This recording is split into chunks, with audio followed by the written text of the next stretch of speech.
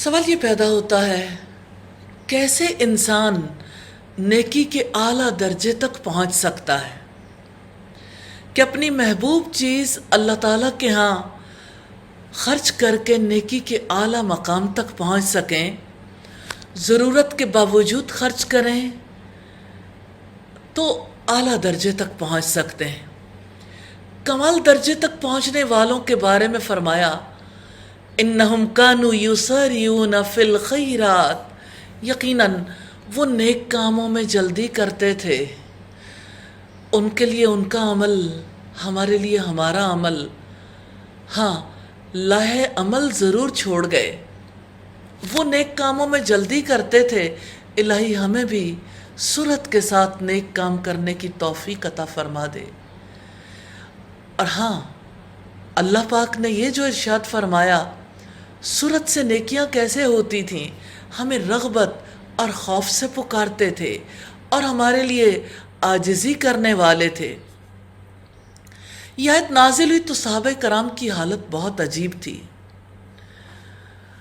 ہر ایک کے دل میں شوق تھا نیکی کے اعلیٰ مقام تک پہنچیں، اور صحابہ کرام کے طرز عمل کو ہم دیکھتے ہیں۔ ابو طلحہ رضی اللہ تعالی عنہ مدینہ کے انصار میں سے تھے، اپنے کھجور کے باغات کی وجہ سے سب سے زیادہ مالدار تھے، اور اپنے باغات میں انہیں بیرہ کا باغ سب سے زیادہ پسند تھا۔ یہ باغ مسجد نبوی کے سامنے تھا، آپ صلی اللہ علیہ وسلم وہاں جاتے اور وہاں کے کنویں کا میٹھا پانی بھی پیتے تھے۔ سیدنا انس نے بیان کیا، جب یہ آیت نازل ہوئی، آپ صلی اللہ علیہ وسلم کے پاس پہنچے ابو طلحہ، کہنے لگے کہ اللہ تعالیٰ فرماتا ہے اللہ کے رسول کہ تم اس وقت تک نیکی کو نہیں پا سکتے جب تک تم اپنی پیاری سے پیاری چیز اللہ کی راہ میں خرچ نہ کرو۔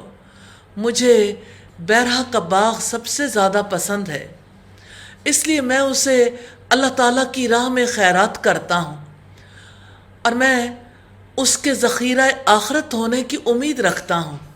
اللہ تعالیٰ کے حکم سے آپ جہاں مناسب خیال کریں اسے خرچ کر دیں۔ راوی نے بیان کیا کہ یہ سن کر اللہ کے رسول صلی اللہ علیہ وسلم نے فرمایا، بہت خوب، یہ تو بڑی ہی آمدنی کا مال ہے، یہ تو بڑا ہی نفع بخش ہے۔ جو بات تم نے کہی وہ میں نے سن لی، میں مناسب سمجھتا ہوں اسے اپنے قریبی رشتہ داروں پر خرچ کر دو۔ سبحان اللہ! ان کی گفتگو اور آج کے لوگوں کی گفتگو، ان کی گفتگو کیا تھی؟ بڑا ہی آمدنی کا مال ہے۔ آج نفع بخش تجارت کسے سمجھا جاتا ہے؟ جس کا نفع دنیا میں کام آئے، اور اللہ تعالیٰ کے یہاں نفع بخش تجارت وہ ہے جو آخرت میں کام آئے۔ سیدنا ابو طلحہ نے وہ مال اپنے رشتہ داروں اور اپنے چچا کے لڑکوں کو دے دیا۔ اس روایت سے پتہ چلتا ہے کہ اصحاب کس طرح سے اعلیٰ مقام تک پہنچنے کے لیے کوشش کیا کرتے تھے۔ سیدنا عمر ابن خطاب رضی اللہ تعالی عنہ نے عرض کی کہ اللہ کے رسول، مجھے خیبر میں سے جو حصہ ملا ہے اس سے بڑھ کر نفیس مال آج تک مجھے حاصل نہیں ہوا، میں نے ارادہ کیا ہے کہ میں اسے صدقہ کر دوں۔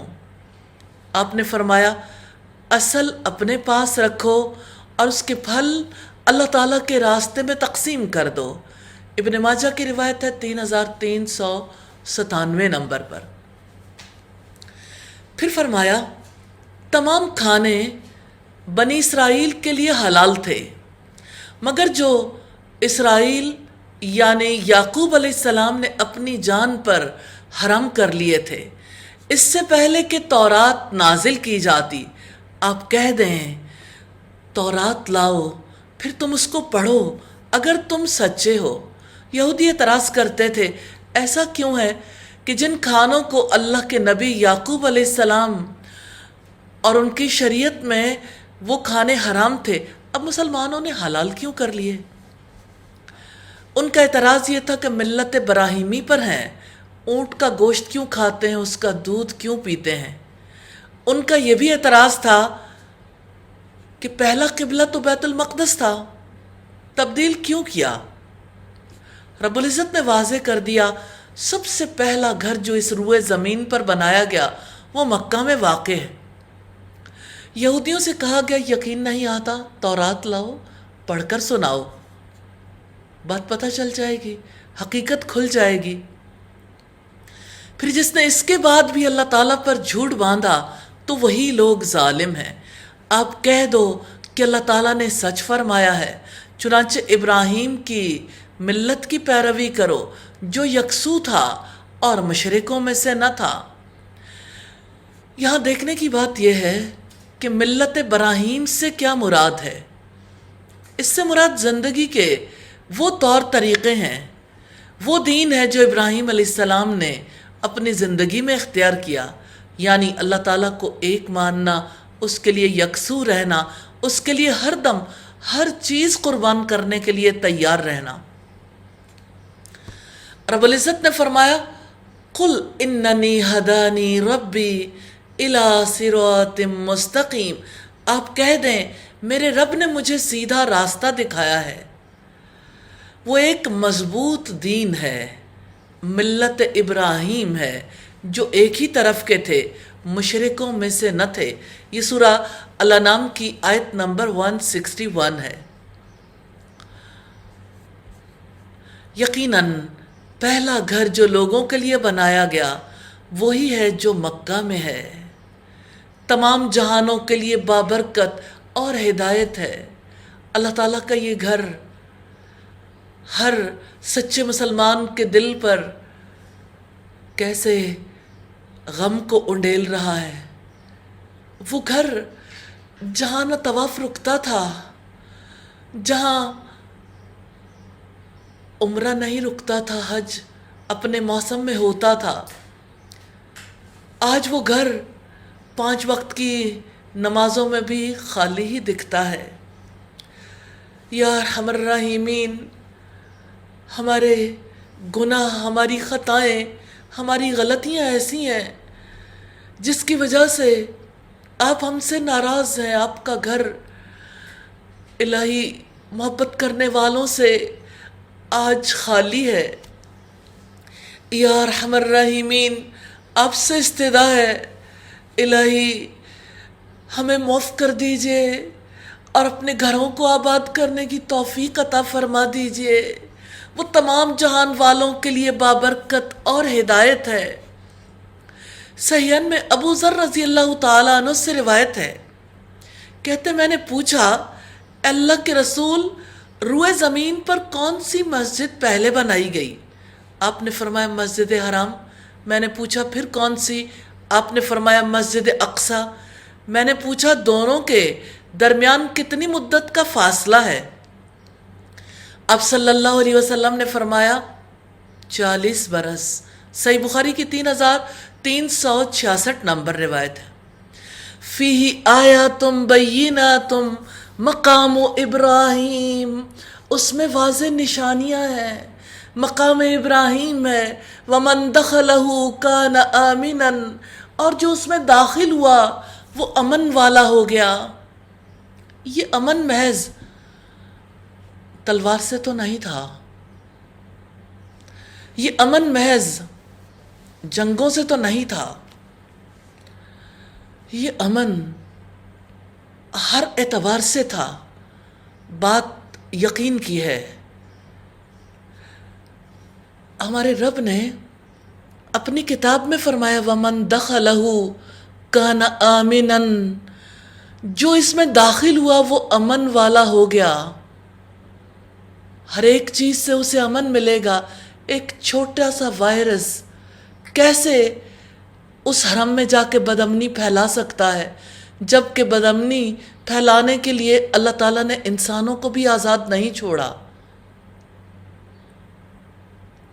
یقین کر لیں حرم کے امن کو دنیا کی کوئی مخلوق اللہ کے حکم کے بغیر برباد نہیں کر سکتی، اور اللہ تعالیٰ کے اذن سے ہی اس کا امن قائم ہے۔ گزشتہ ہزاروں برس سے حرم کی زمین اور حرم کا علاقہ ٹینشن فری زون بنا ہوا ہے، پوری دنیا کے لیے مثال ہے۔ آپ ڈر گئے ایک وائرس سے، رب کی بات پر یقین کر لیں، امن میں رہے گا جو اس میں داخل ہو جائے گا۔ کیا حرم میں جو صفائی کرنے والا عملہ ہے وہ امن میں نہیں ہے؟ جو وہاں نماز پڑھنے کے لیے جاتے ہیں وہ امن میں نہیں ہے؟ کیا باہر جو لاک ڈاؤن میں ہیں وہاں کیسز کی تعداد بڑھ نہیں رہی؟ وَلِلَّهِ عَلَى النَّاسِ حِجُّ الْبَيْتِ مَنِ اسْتَطَاعَ إِلَيْهِ سَبِيلًا، اور اللہ تعالیٰ کے لیے لوگوں پر اس گھر کا حج فرض ہے جو اس کی طرف راستے کی استطاعت رکھتا ہو۔ اتنی بڑی پاپولیشن کے فرائض کی ادائیگی میں کون حائل ہو گیا؟ ایک وائرس جو اللہ تعالیٰ کے گھر جانا چاہتے ہیں انہیں یہ یقین ہے کہ جو اس میں داخل ہو گیا امن میں آ گیا، تو جو اس کے راستے کی استطاعت رکھتا ہے اس کے لیے ڈیسیژن کون کر رہا ہے؟ حرم کلوز ہو، مساجد کلوز ہوں، اس کا فیصلہ کس نے کرنا ہے؟ وائرس نے؟ وائرس کے بارے میں انفارمیشن دینے والوں نے؟ اللہ تعالیٰ کی کتاب کیا کہتی ہے؟ اللہ کے حبیب محمد صلی اللہ علیہ وسلم نے اس کے بارے میں کیا اسوہ چھوڑا ہے؟ وَمَن كَفَرَ فَإِنَّ اللَّهَ غَنِيٌّ عَنِ الْعَالَمِينَ، اور جس نے کفر کیا تو یقیناً اللہ تعالیٰ تمام جہانوں سے بے نیاز ہے۔ بیت اللہ میں کتنی نشانیاں ہیں، زمزم کا کنواں، حجر اسود، مقام ابراہیم، صفا مروہ، اور مقام ابراہیم تو وہ پتھر ہے جس پر کھڑے ہو کر ابراہیم علیہ السلام نے بیت اللہ کو تعمیر کیا تھا۔ آج یہ پتھر حرم میں ملتزم کے سامنے نصب کیا گیا ہے۔ اللہ تعالیٰ ہمارے حرم کو پھر آباد کر دے۔ کتنی خوبصورت بات کہی تھی اقبال نے، ایک ہو مسلم حرم کی پاسبانی کے لیے، نیل کے ساحل سے لے کر تا بخا کے کاشغر۔ مسلمانوں نے اپنا قبلہ بدلا ہے تو اللہ تعالیٰ نے بھی قبلے پر اختیار نہیں دیا۔ اللہ تعالیٰ ہم سب کو سمجھ عطا فرمائے۔ آپ کہہ دیں کہ اے اہل کتاب، تم اللہ تعالیٰ کی آیات کا کفر کیوں کرتے ہو، حالانکہ جو تم عمل کرتے ہو اللہ تعالیٰ اس پر گواہ ہے۔ کس چیز کا انکار کیا تھا اہل کتاب نے؟ اللہ تعالیٰ کے پہلے گھر کا، اللہ تعالیٰ کے قائم کردہ حلال و حرام کا، اللہ تعالیٰ کے نبیوں کا، اس کی کتابوں کا۔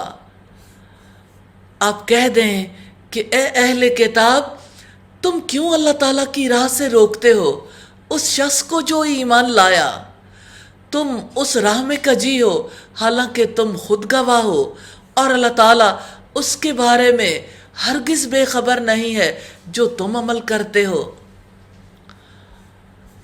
تو بات ہے اللہ کی راہ سے روکنے کی۔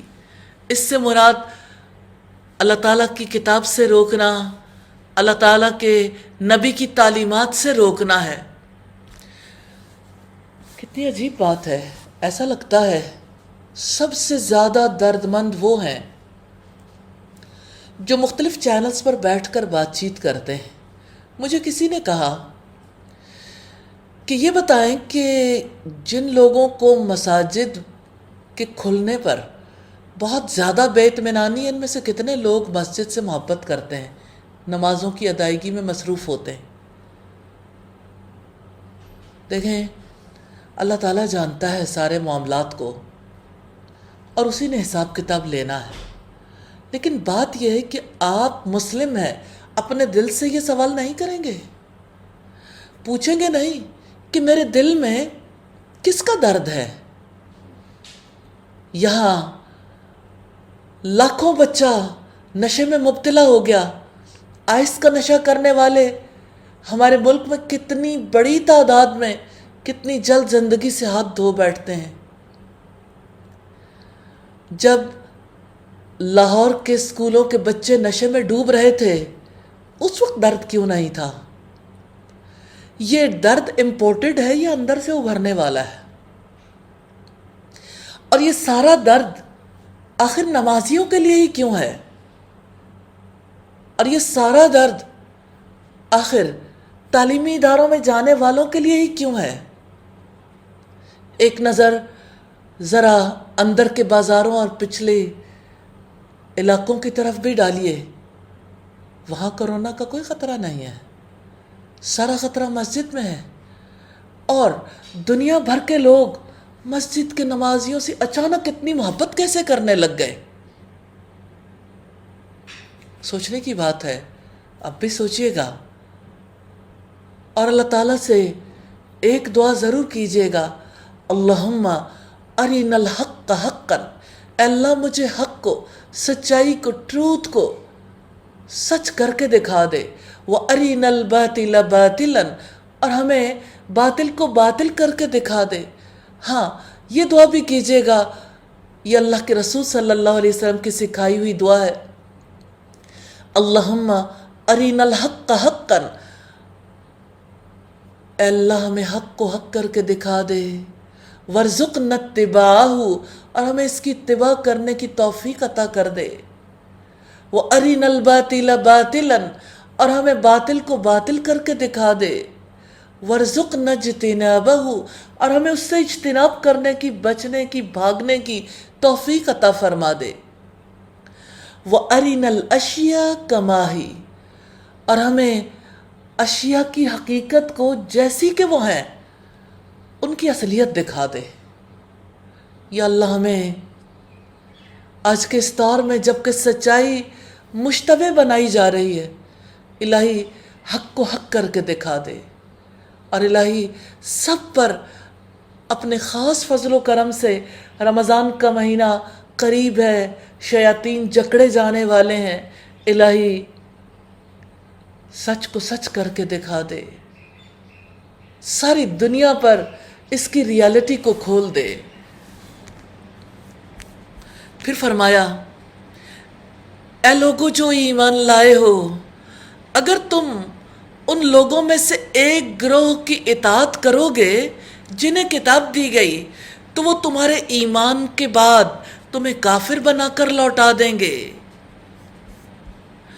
اور تم کیسے کفر کرتے ہو، وَكَيْفَ تَكْفُرُونَ وَأَنْتُمْ تُتْلَى عَلَيْكُمْ آيَاتُ اللَّهِ وَفِيكُمْ رَسُولُهُ، اور تم کیسے کفر کرتے ہو حالانکہ تمہیں اللہ تعالیٰ کی آیات پڑھ کر سنائی جا رہی ہیں اور تمہارے درمیان اس کا رسول بھی موجود ہے، وَمَنْ يَعْتَصِمْ بِاللَّهِ فَقَدْ هُدِيَ إِلَىٰ صِرَاطٍ مُسْتَقِيمٍ، اور جو اللہ تعالیٰ کے دین کو مضبوطی سے پکڑے گا تو یقیناً وہ سیدھے راستے کی طرف ہدایت دیا گیا۔ اور تم کیسے کفر کرتے ہو؟ کفر کرنے اور ایمان سے دور ہونے کی صورتوں میں دین کے اجزاء کو بدلنا بھی شامل ہے، دین میں اہم کو غیر اہم اور غیر اہم کو اہم بنا کر پیش کرنا بھی ہے۔ تو ہمارے درمیان اللہ کے رسول صلی اللہ علیہ وسلم ہادی، مبشر اور نذیر کے طور پر اپنی تعلیمات کے توسط سے موجود ہیں، جو اللہ تعالیٰ کے دین کو مضبوطی سے پکڑنے کی طرف رہنمائی کرتے رہے اور ہدایت اور کمال کے راستے پر چلنے کے لیے دین کو مضبوطی سے پکڑنے والوں کو بشارت دیتے ہیں۔ تو جو اللہ تعالیٰ کے دین کو مضبوطی سے پکڑے گا وہ قرآن و سنت کو مضبوطی سے پکڑے گا، الہی توفیق عطا فرما دے۔ رکوع نمبر 2 ہے، یا ایھا الذین آمنوا اتقوا اللہ حق تقاتہ ولا تموتن الا وانتم مسلمون، اے لوگو جو ایمان لائے ہو اللہ تعالیٰ سے ڈر جاؤ جیسا کہ اس سے ڈرنے کا حق ہے، اور تمہیں موت ہرگز نہ آئے مگر اس حال میں کہ تم مسلمان ہو۔ سیدنا عبداللہ ابن مسعود سے پوچھا گیا اللہ تعالیٰ سے ڈرنے کا حق کیسے ادا ہو سکتا ہے؟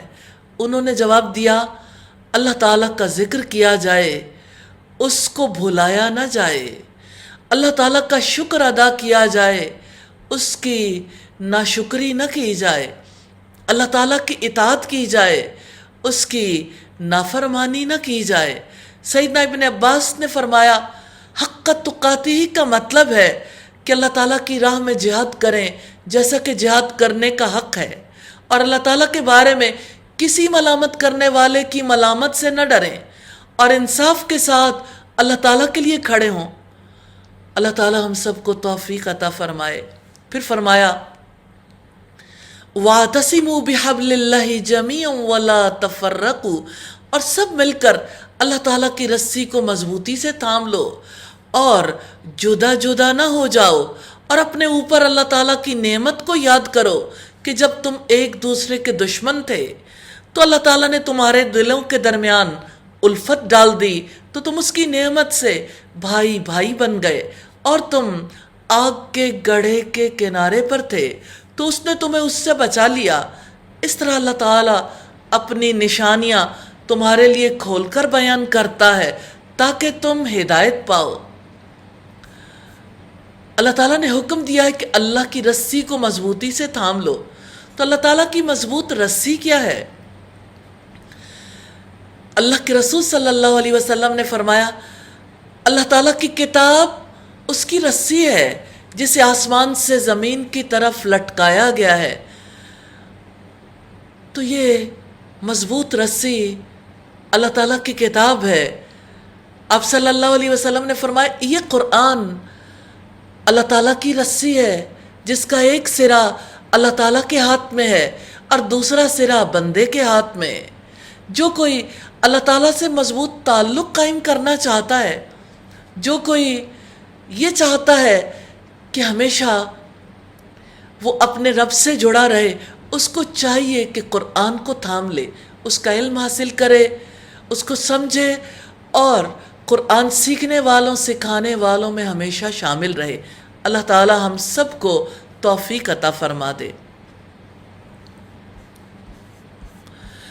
پھر فرمایا اور لازم ہے وَلْتَكُمْ مِنْكُمْ أُمَّةٌ يَدْعُونَ إِلَى الْخَيْرِ، اور لازم ہے کہ تم میں سے ایک جماعت ہو جو نیکی کی طرف دعوت دیں اور بھلائی کا حکم دیں اور برائی سے روکیں، اور یہی لوگ فلاح پانے والے ہیں۔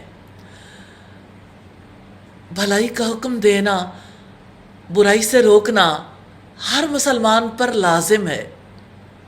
نبی صلی اللہ علیہ وسلم نے فرمایا مَن رَأَىٰ مِنْكُمْ مُنْكَرًا فَلْيُغَيِّرْهُ بِيَدِهِ، جو کوئی تم میں سے برائی کو دیکھے اس کو چاہیے کہ اپنے ہاتھ سے بدل دے۔ فَإِن لَّمْ يَسْتَطِعْ، پھر اگر وہ اس کی استطاعت نہ رکھتا ہو، فَبِلِسَانِهِ، تو اپنی زبان سے روکے۔ فَإِن لَّمْ يَسْتَطِعْ، پھر اگر وہ اس کی طاقت بھی نہ رکھتا ہو، فَبِقَلْبِهِ، تو اپنے دل سے برا جانے، اور یہ سب سے کمزور ایمان ہے۔ اور تم ان لوگوں کی طرح نہ ہو جانا جو الگ الگ ہو گئے اور اپنے پاس واضح احکامات آنے کے بعد بھی اختلاف کیا، اور یہی لوگ ہیں جن کے لیے بہت بڑا عذاب ہے۔ اختلافات سے مراد یہاں یہودیوں اور عیسائیوں کے اختلافات ہیں۔ اب صلی اللہ علیہ وسلم نے فرمایا یہود 71 فرقوں میں بٹ گئے، عیسائی 72 فرقوں میں، اور مسلمان 73 فرقوں میں بٹ جائیں گے۔ پھر فرمایا جس دن کچھ چہرے روشن ہوں گے اور کچھ چہرے سیاہ ہوں گے، تو وہ لوگ جن کے چہرے سیاہ ہوں گے ان سے پوچھا جائے گا اکفرتم بعد ایمانکم، کیا تم نے اپنے ایمان کے بعد کفر کیا؟ تو اب عذاب چکھو اس وجہ سے کہ تم کفر کیا کرتے تھے۔ یہ حشر کے دن کا حال ہے کہ ان کا عذاب کبھی منقطع نہیں ہوگا جن کے چہرے سیاہ ہوں گے، اور جن کے چہرے سفید ہوں گے ان کی نعمتیں کبھی ختم نہیں ہوں گی۔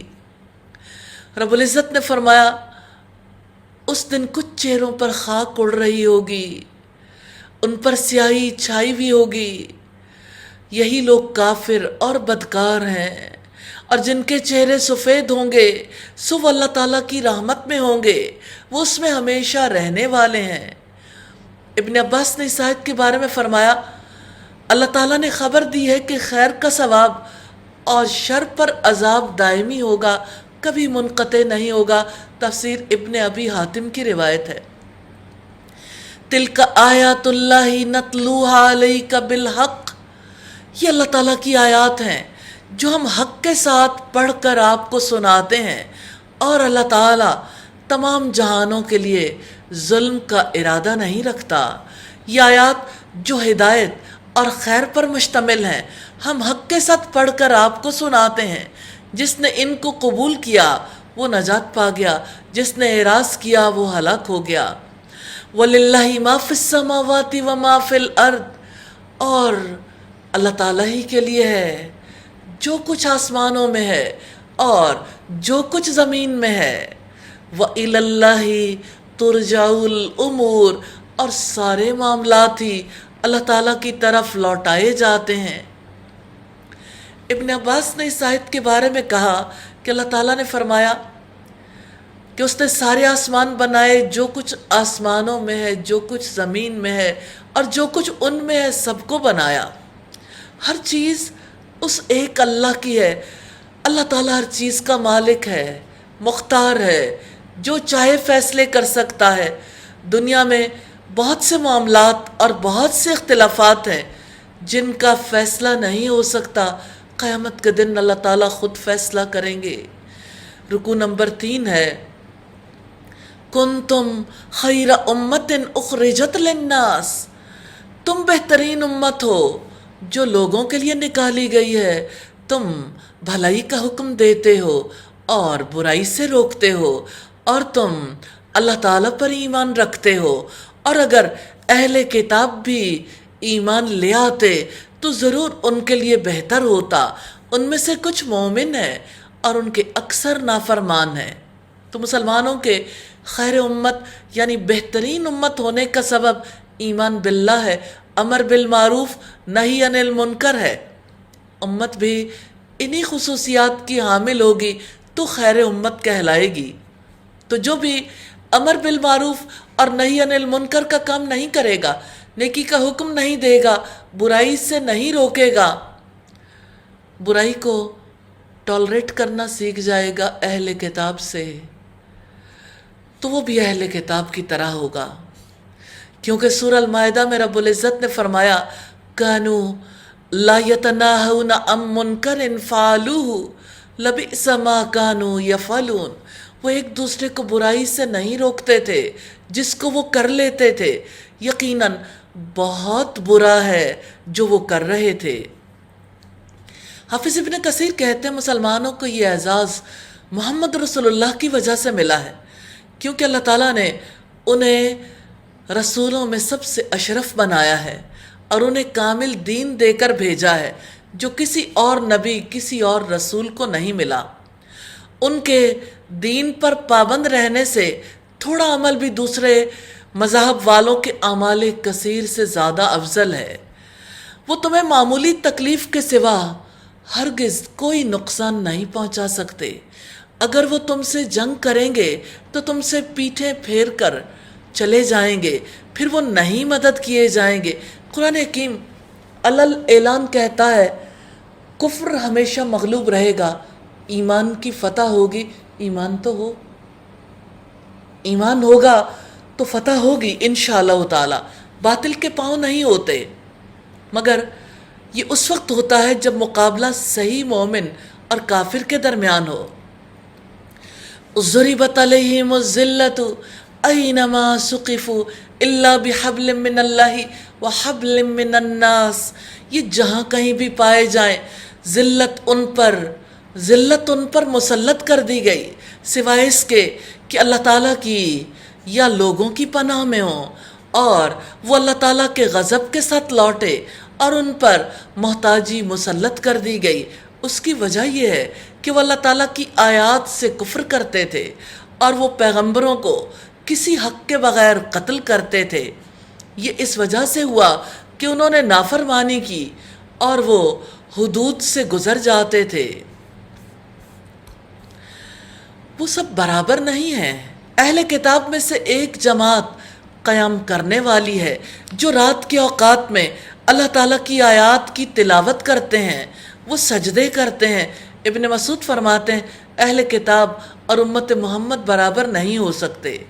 یہ آیت اسلام قبول کرنے والے اہل کتاب کے بارے میں نازل ہوئی ہے۔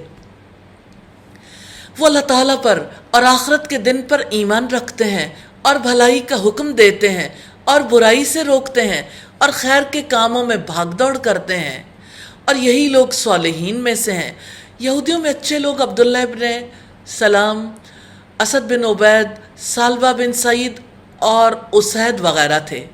اللہ تعالیٰ نے دنیا میں بہترین لوگوں کے بارے میں فرمایا اللہ تعالیٰ اور آخرت کے دن پر ایمان رکھتے ہیں، نیکی کا حکم دیتے ہیں، برائی سے روکتے ہیں۔ ان کی زندگی کن کاموں میں گزرتی ہے؟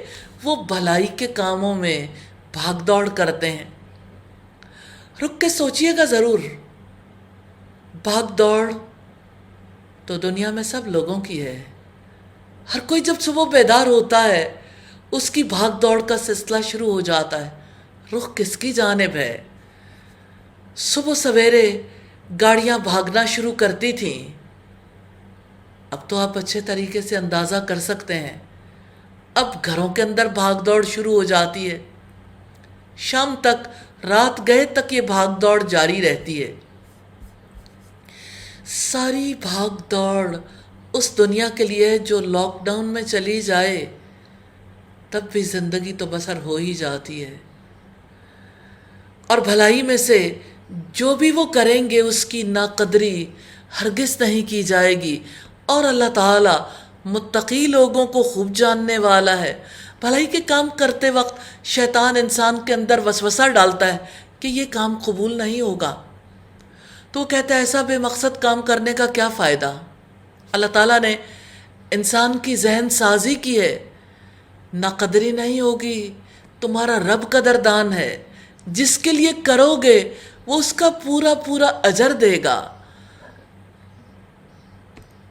یقیناً جن لوگوں نے کفر کیا ان کے مال اور ان کی اولاد اللہ تعالیٰ کے مقابلے میں ان کے ہرگز کچھ کام نہ آئیں گے، اور یہی لوگ آگ والے ہیں اور وہ اس میں ہمیشہ رہنے والے ہیں۔ اس کی مثال جو وہ اس دنیا کی زندگی میں خرچ کرتے ہیں اس ہوا کی مثال کی طرح ہے جس میں شدید سردی ہو، جو ایسے لوگوں کی کھیتی کو پہنچی جنہوں نے اپنی جانوں پر ظلم کیا تو اس نے اسے تباہ و برباد کر دیا۔ اللہ تعالیٰ نے ان پر ظلم نہیں کیا بلکہ وہ اپنی جانوں پر خود ظلم کرتے ہیں۔ دنیا میں کافر کے خرچ کی مثال اللہ تعالیٰ نے دی ہے جیسے ہوا جس میں شدید سردی ہو، جہاں وہ ہوا پہنچے گی اس کھیتی کو ہی جلا کر راکھ کر دے گی۔ ہوا تو وہ ہے شدید سردی میں فصلوں کو تباہ کر دیتی ہے، تو دنیا کی زندگی میں کافر اچھے مقاصد کے لیے خرچ کر سکتے ہیں۔ اس کی مثال ایسے کھیت کی طرح ہے جو ہرا بھرا ہو، فصل پک کر تیار ہے، لیکن اچانک برفانی ہوا چلتی ہے، پورے کھیت کو برباد کر کے رکھ دیتی ہے۔ اسی طرح اللہ تعالیٰ کے احکامات نہ ماننے والوں کا اچھے مقاصد کے لیے کیا گیا خرچ برباد ہونے والا ہے۔ تو اس آیت میں کافر کے صدقہ و خیرات، چیریٹی کے کاموں، رفاہی کاموں کا آخرت میں بے وقت ہونے، ضائع ہونے کو ظاہر کیا گیا۔ انسان کا خرچ کیا ہوا مال تب کام آتا ہے جب وہ اللہ تعالیٰ اور یوم آخرت پر ایمان رکھے، اللہ تعالیٰ کی رضا کے لیے خرچ کرے، محمد رسول اللہ صلی اللہ علیہ وسلم کی سنت کے مطابق خرچ کرے، یعنی ہر طرح کی بھلائی کے کاموں میں، رفاہی کاموں میں بھی اور دین کے احیاء کے کاموں میں بھی۔ اے لوگو جو ایمان لائے ہو، لا تتخذوا بطانة من دونکم، اپنے سوا کسی کو دلی دوست نہ بناؤ، وہ تمہیں کسی طرح برباد کرنے میں کوئی کمی نہیں کرتے۔ وہ پسند کرتے ہیں ایسی چیز کو جو تمہیں مصیبت میں ڈال دے۔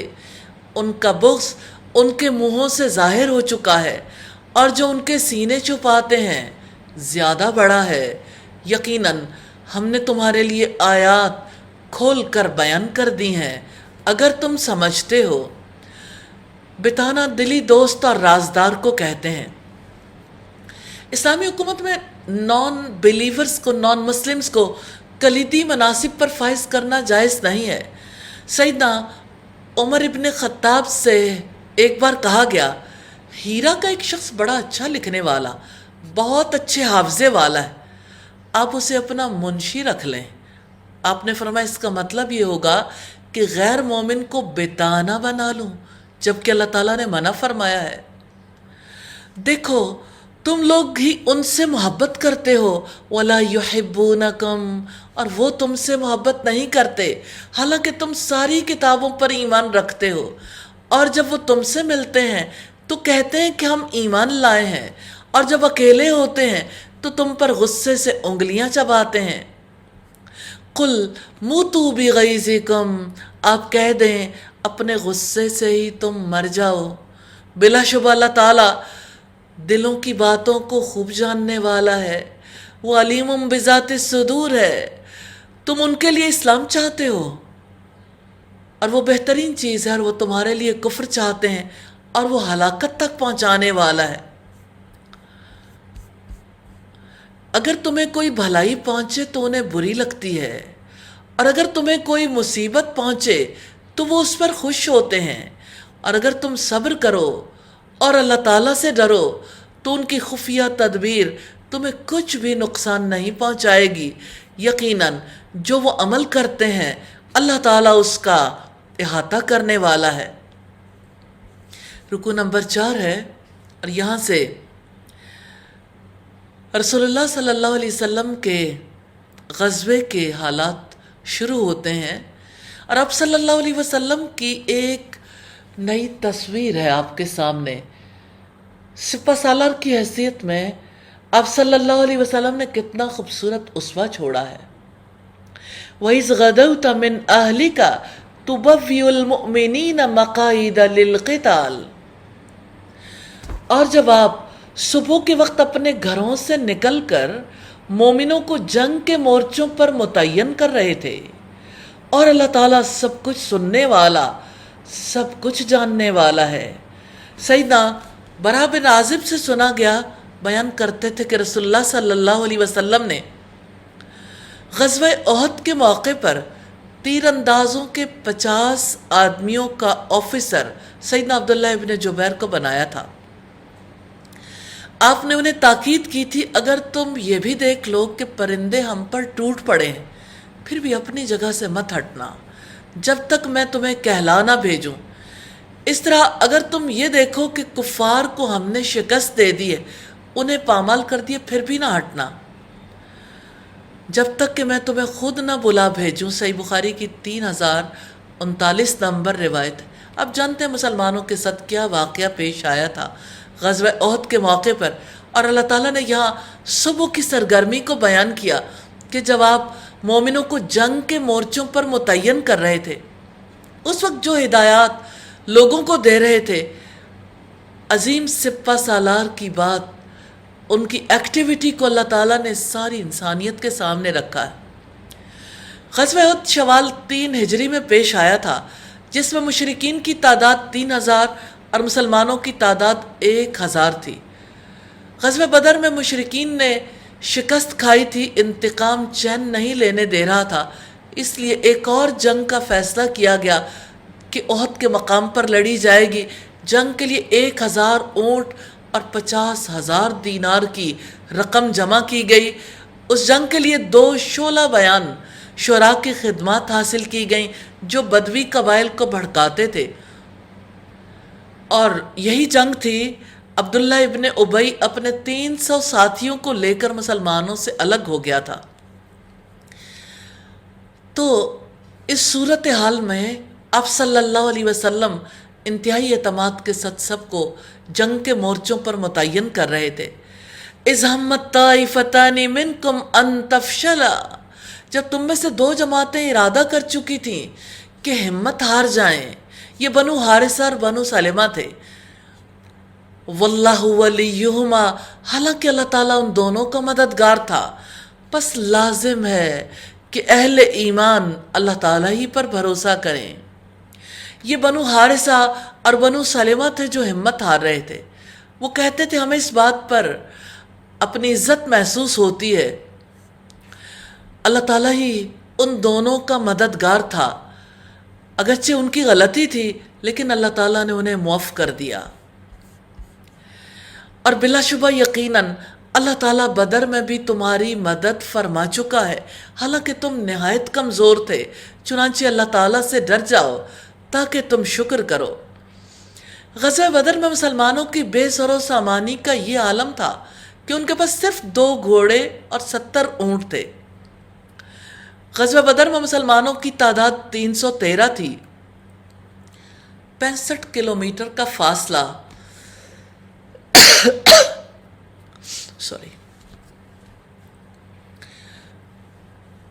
65 کلومیٹر کا فاصلہ 313 لوگوں نے 2 گھوڑوں اور 70 اونٹوں پر کس طرح کیا ہوگا؟ اتنی بے سر و سامانی میں ان کے پاس جو چیز تھی وہ کافروں کے پاس نہیں تھی، وہ اللہ تعالیٰ کی ذات پر یقین اور اللہ تعالیٰ پر اعتماد تھا۔ حقیقت یہ ہے کہ زندگی میں یہ سب سے بڑا سرمایہ ہے، ایمان اور یقین سب سے بڑی دولت ہے۔ جب آپ مومنوں سے کہہ رہے تھے کہ کیا تمہیں یہ کافی نہیں ہے کہ تمہارا رب 3000 نازل کردہ فرشتوں کے ساتھ تمہاری مدد فرمائے؟ کیوں نہیں، اگر تم صبر کرو اور اللہ تعالیٰ سے ڈرو اور دشمن تم پر اپنے سخت جوش میں آ پہنچے تو تمہارا رب 5000 نشان زدہ فرشتوں سے تمہاری مدد کرے گا، اور اس کو اللہ تعالیٰ نے تمہارے لیے محض خوشخبری بنایا ہے، اور تاکہ تمہارے دل اس سے مطمئن ہو جائیں، اور مدد صرف اللہ تعالیٰ کی طرف سے ہے جو سب پر غالب کمال حکمت والا ہے۔ ابن عباس نے کہا فرشتوں نے یوم بدر کے سوا نہ دشمنوں پر ضرب لگائی نہ جنگ کی، وہ مدد اور تعداد میں اضافے کے لیے آئے تھے تاکہ اللہ تعالیٰ کافروں کے ایک حصے کو کاٹ دے یا ان کو ذلیل کر دے، پھر وہ نامراد واپس لوٹ جائیں۔ آپ کو اس معاملے میں کوئی اختیار نہیں، خواہ اللہ تعالیٰ ان کی توبہ قبول فرمائے یا ان کو عذاب دے۔ خطاب ہے اللہ کے رسول صلی اللہ علیہ وسلم سے کہ ہدایت کا اختیار آپ کے پاس نہیں۔ غزوہ احد میں نبی صلی اللہ علیہ وسلم کے دانت شہید ہوئے تو آپ نے فرمایا وہ قوم کیسے فلاح پائے گی جس نے اپنے نبی کے چہرے کو خون آلودہ کر دیا۔ اس پر اللہ تعالیٰ نے گرفت کی کہ ہدایت دینے والا تو اللہ تعالیٰ ہے، یہ اختیار اللہ تعالیٰ نے کسی کے ہاتھ میں نہیں دیا۔ اِنَّكَ لَا تَهْدِي مَنْ أَحْبَبْتَ، تم اس کو ہدایت نہیں دے سکتے جس سے تم محبت کرتے ہو، وَلَكِنَّ اللَّهَ يَهْدِي مَن يَشَاءُ، لیکن اللہ تعالیٰ جس کو چاہتا ہے ہدایت دیتا ہے۔ وَلِلَّهِ مَا فِي السَّمَاوَاتِ وَمَا فِي الْأَرْضِ، اور اللہ تعالیٰ ہی کا ہے جو کچھ آسمانوں میں ہے اور جو زمین میں ہے، وہ جس کو چاہتا ہے بخش دیتا ہے اور جس کو چاہتا ہے عذاب دیتا ہے، اور اللہ تعالیٰ بے حد بخشنے والا نہایت رحم والا ہے۔ اللہ تعالیٰ نے واضح فرمایا ہے آسمان ہو یا زمین، ہر جگہ ملکیت اس کی، تخلیق بھی اس کی، ملکیت بھی اس کی، بندے بھی اسی کے، وہ جیسے چاہے تصرف کرے، جیسے چاہے فیصلے کر دے۔ رکوع نمبر 5 ہے یا ایھا الذین آمنوا لا تأکلوا الربا اضعافا مضاعفا واتقوا اللہ لعلکم تفلحون، اے لوگو جو ایمان لائے ہو کئی گنا سود نہ کھاؤ جو دگنے کیے ہوئے ہوں، اور اللہ تعالیٰ سے ڈرو تاکہ تم کامیاب ہو جاؤ۔ اس آیت کے شان نزول کے حوالے سے فریابی نے مجاہد رحمہ اللہ سے روایت کی ہے کہ لوگ وقت مقرر پر ادھار چیزوں کو فروخت کیا کرتے تھے، یہ مدت پوری ہونے کے بعد قرض میں اضافہ کر دیتے تھے، اس پر اللہ تعالیٰ نے یہ آیت نازل فرمائی۔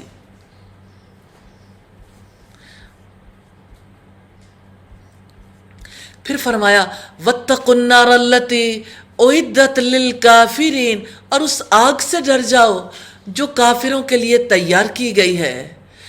امام ابو حنیفہ سے مروی ہے، وہ کہتے تھے کہ قرآن کریم میں یہ آیت سب سے زیادہ خوف دلانے والی ہے کہ اگر مسلمانوں نے تقوی کی راہ اختیار نہ کی تو اس آگ کا سامنا کرنا پڑے گا جو کافروں کے لیے تیار کی گئی ہے۔ اس آیت میں کافر اسے قرار دیا گیا ہے جو حرام فعل یعنی سود خوری کا ارتکاب کرتا ہے۔ سود خوری آدمی کو کفر تک لے جا سکتی ہے۔ وَأَطِیعُوا اللَّهَ وَالرَّسُولَ لَعَلَّکُمْ تُرْحَمُونَ، اور اللہ تعالیٰ اور اس کے رسول کی اطاعت کرو تاکہ تم پر رحم کیا جائے۔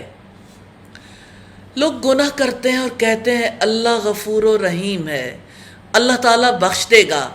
اللہ تعالیٰ نے اپنی رحمت کی خاص بات بتا دی کہ اللہ تعالیٰ اور اس کے رسول کی اطاعت کرو تاکہ تم پر رحم کیا جائے۔ ایک مسلمان نے اللہ تعالیٰ اور رسول کی اطاعت تو ہر حال میں کرنی ہے، لیکن سودی کاروبار سے روکنے کے بعد اس رحمت کے ذکر میں حکمت ہے۔ کسی ایسے معاشرے میں جہاں سودی کاروبار ہو، اللہ تعالیٰ اور اس کے رسول کی اطاعت ممکن نہیں رہتی۔ سود کھانے والے کے دل میں اللہ تعالیٰ کی اطاعت کا جذبہ ہی باقی نہیں رہتا۔ سودی کاروبار سے روکنے کے لیے یہ واضح کیا گیا کہ اللہ تعالیٰ تم پر اپنی رحمت کر سکتا ہے اگر تم اطاعت کے طریقے پر آ جاؤ۔ اللہ تعالیٰ اور اس کے رسول کی اطاعت کی صورت میں ہی انسان پر رحم کیا جا سکتا ہے۔ پھر فرمایا وَسَارِعُوا إِلَىٰ مَغْفِرَةٍ مِّن رَّبِّكُمْ وَجَنَّةٍ عَرْضُهَا السَّمَاوَاتُ وَالْأَرْضُ، اور اپنے رب کی مغفرت اور جنت کی طرف دوڑو جس کی وسعت آسمانوں اور زمین جتنی ہے، جو اللہ تعالیٰ سے ڈرنے والوں کے لیے تیار کی گئی ہے۔ لوگ کس جانب دوڑتے ہیں؟ دنیا کی طرف، اور دنیا سے تو اللہ تعالیٰ نے دوبارہ گھر بٹھا دیا لاک ڈاؤن میں۔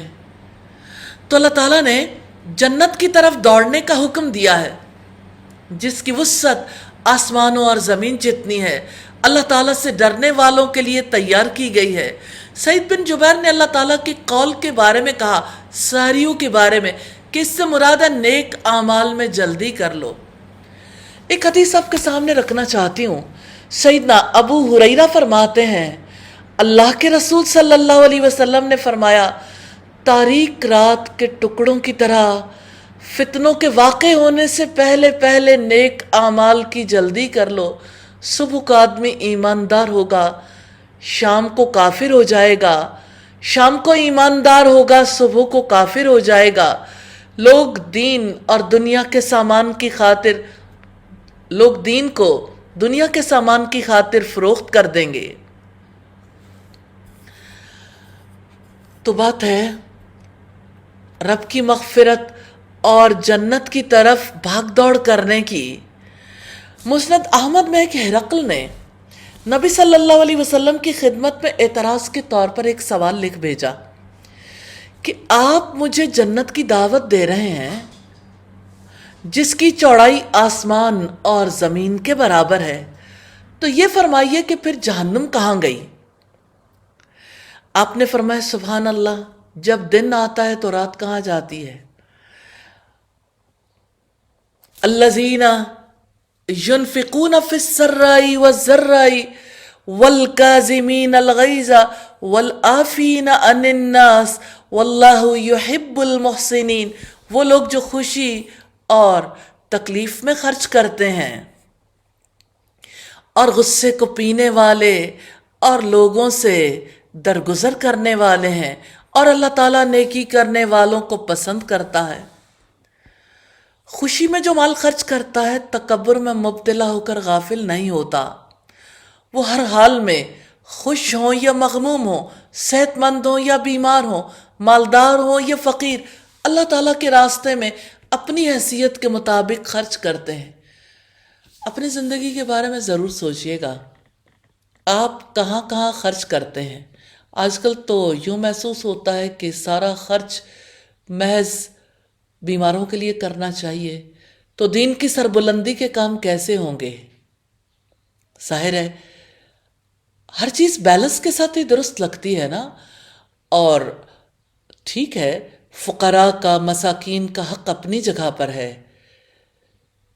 لیکن فقراء اور مساکین اگر اپنے پیٹ کو پال لیں، زندہ رہنے کے قابل ہو جائیں، یہ بتائیں زندہ کس کے لیے رہنا ہے؟ اگر لوگوں کو اس بات کا شعور دلانے والے ہی نہیں ہوں گے، اگر لوگوں کو یہ بات سمجھانے والے ہی نہیں ہوں گے، اگر اس کے لیے سسٹمز نہیں بنائے جائیں گے، چلائے نہیں جائیں گے، تو یاد رکھیے گا وہ دن قریب ہے، کیونکہ اللہ کے رسول صلی اللہ علیہ وسلم پر ہم یقین رکھتے ہیں۔ جب قرآن کی آیات مٹ جائیں گی دلوں سے اور مصحف سے اٹھا لی جائیں گی، اور لوگ جب صبح اٹھیں گے تو لا الہ الا اللہ کو بھی بھول چکے ہوں گے۔ اللہ کی راہ میں خرچ کرنا ہے، اور اللہ تعالیٰ کے دین کی حفاظت کے لیے پہلے خرچ کرنا ہے انشاءاللہ۔ اور غصے کو پینے والے اور لوگوں سے درگزر کرنے والے ہیں، اور اللہ تعالیٰ نیکی کرنے والوں کو پسند کرتا ہے۔ سیدنا ابو ذر سے روایت ہے، رسول اللہ نے ارشاد فرمایا، جب تم میں سے کسی کو غصہ آئے وہ کھڑا ہو تو بیٹھ جائے، اس طرح غصہ چلا جائے تو بہتر ہے، ورنہ لیٹ جائے۔ پھر فرمایا وہ ایسے لوگ ہیں جب کوئی برائی کر بیٹھیں یا اپنی جانوں پر ظلم کر بیٹھیں تو وہ اللہ تعالیٰ کو یاد کرتے ہیں، پھر وہ اپنے گناہوں کے لیے بخشش مانگتے ہیں۔ ہر برے اور بے حیائی کے کام کو فحش کہتے ہیں۔ انسان کی گفتگو میں بھی فحش ہو سکتا ہے، فحش بینی بھی ہو سکتی ہے، جس کو اب مسلمان برا خیال نہیں کرتے، اپنی انتہا تک پہنچ جانے کے باوجود بھی۔ میل ملاقات میں بھی بے حیائی کے کام ہو سکتے ہیں، اللہ کی حدود کا خیال نہ رکھنا، لباس میں حیا کے تقاضوں کا خیال نہ رکھنا۔ اور آپ سوچئے، میں ان ڈیزائنر سے سوال کرنا چاہتی ہوں جنہوں نے پہلے دوپٹہ اڑایا، بازو اڑائے، جنہوں نے مسلمان عورت کی ٹانگوں کو لوگوں کے سامنے نمایاں کرنے کے لیے، اس کے گلے کو نمایاں کرنے کے لیے کلیدی کردار ادا کیا ہے۔ سوچیں، غور کریں گے تو بہت کچھ پالیں گے۔ کل تک تو شریف عورتوں کی پہچان فرق تھی، شرافت تو یہ نہیں ہے، لیکن جو عورتیں شرافت کا لبادہ اتار دیتی تھیں ان کے لیے ریڈ لائٹ ایریاز الگ ہوتے تھے۔ ڈیزائنرز کو سوچنا ہے، ہم نے یہ کون سا کردار ادا کر دیا؟ ہم نے اپنے رب کو کیا جواب دینا ہے؟ پھر اب دیکھیے، وہ لوگ جو مسخرہ پن اختیار کرتے ہیں کہ ہم انٹرٹینمنٹ کے لیے کرتے ہیں، ہم تو لوگوں کو خوش کرتے ہیں، اللہ کو ناراض کر کے جائیں گے کہاں؟ عمر بیت جائے گی، جانا رب کے پاس ہے، جواب دہی بھی کرنی ہے۔ سیدنا انس سے روایت ہے، رسول اللہ نے فرمایا، جس چیز میں بےہودگی ہوگی اسے عیب دار کر دے گی، اور جس چیز میں حیا ہوگی اسے وہ خوبصورت بنا دے گی۔ الہی حیا والی زندگی نصیب کرنا ہر مسلمان عورت کو، ہر مسلمان بچی کو، اور الہی ماں باپ کو توفیق دینا کہ وہ اپنے بچوں کو حیا سکھا سکیں۔ اور وہ لوگ جو اس وقت گھروں میں بچوں کے ساتھ موجود ہیں، اتنا وقت تو بچوں کے ساتھ ملتا ہی نہیں تھا، کیونکہ بچے تو اسکول والوں کے ہاتھوں اغوا ہوتے رہتے تھے۔ وہ اسکول ہوتے تھے تب بھی اسکول والوں کے دیے ہوئے کام کرتے تھے، جب واپس آتے تھے تب بھی وہی کام کرتے تھے۔ اب ذرا جائزہ تو لیجئے، جو بچے گھر میں ہیں ان کے ساتھ بنی کیا، انہوں نے سیکھا کیا، وہ انسان بھی ہیں۔ شکل و صورت سے تو انسانی لگتے ہیں. کیا وہ واقعی اچھا خلق سیکھ چکے؟ انہوں نے حیا سیکھی ہے؟ کیا ان کے اندر حرص نہیں ہے؟ کیا وہ صرف کھانے پینے سے محبت رکھتے ہیں؟ اچھا پہننے سے، اپریسیشن سے؟ یا انہیں اپنے جیسے دوسرے انسانوں پر رحم بھی آتا ہے؟ وہ دوسروں کی خدمت کرنا اپنی ضرورت محسوس کرتے ہیں؟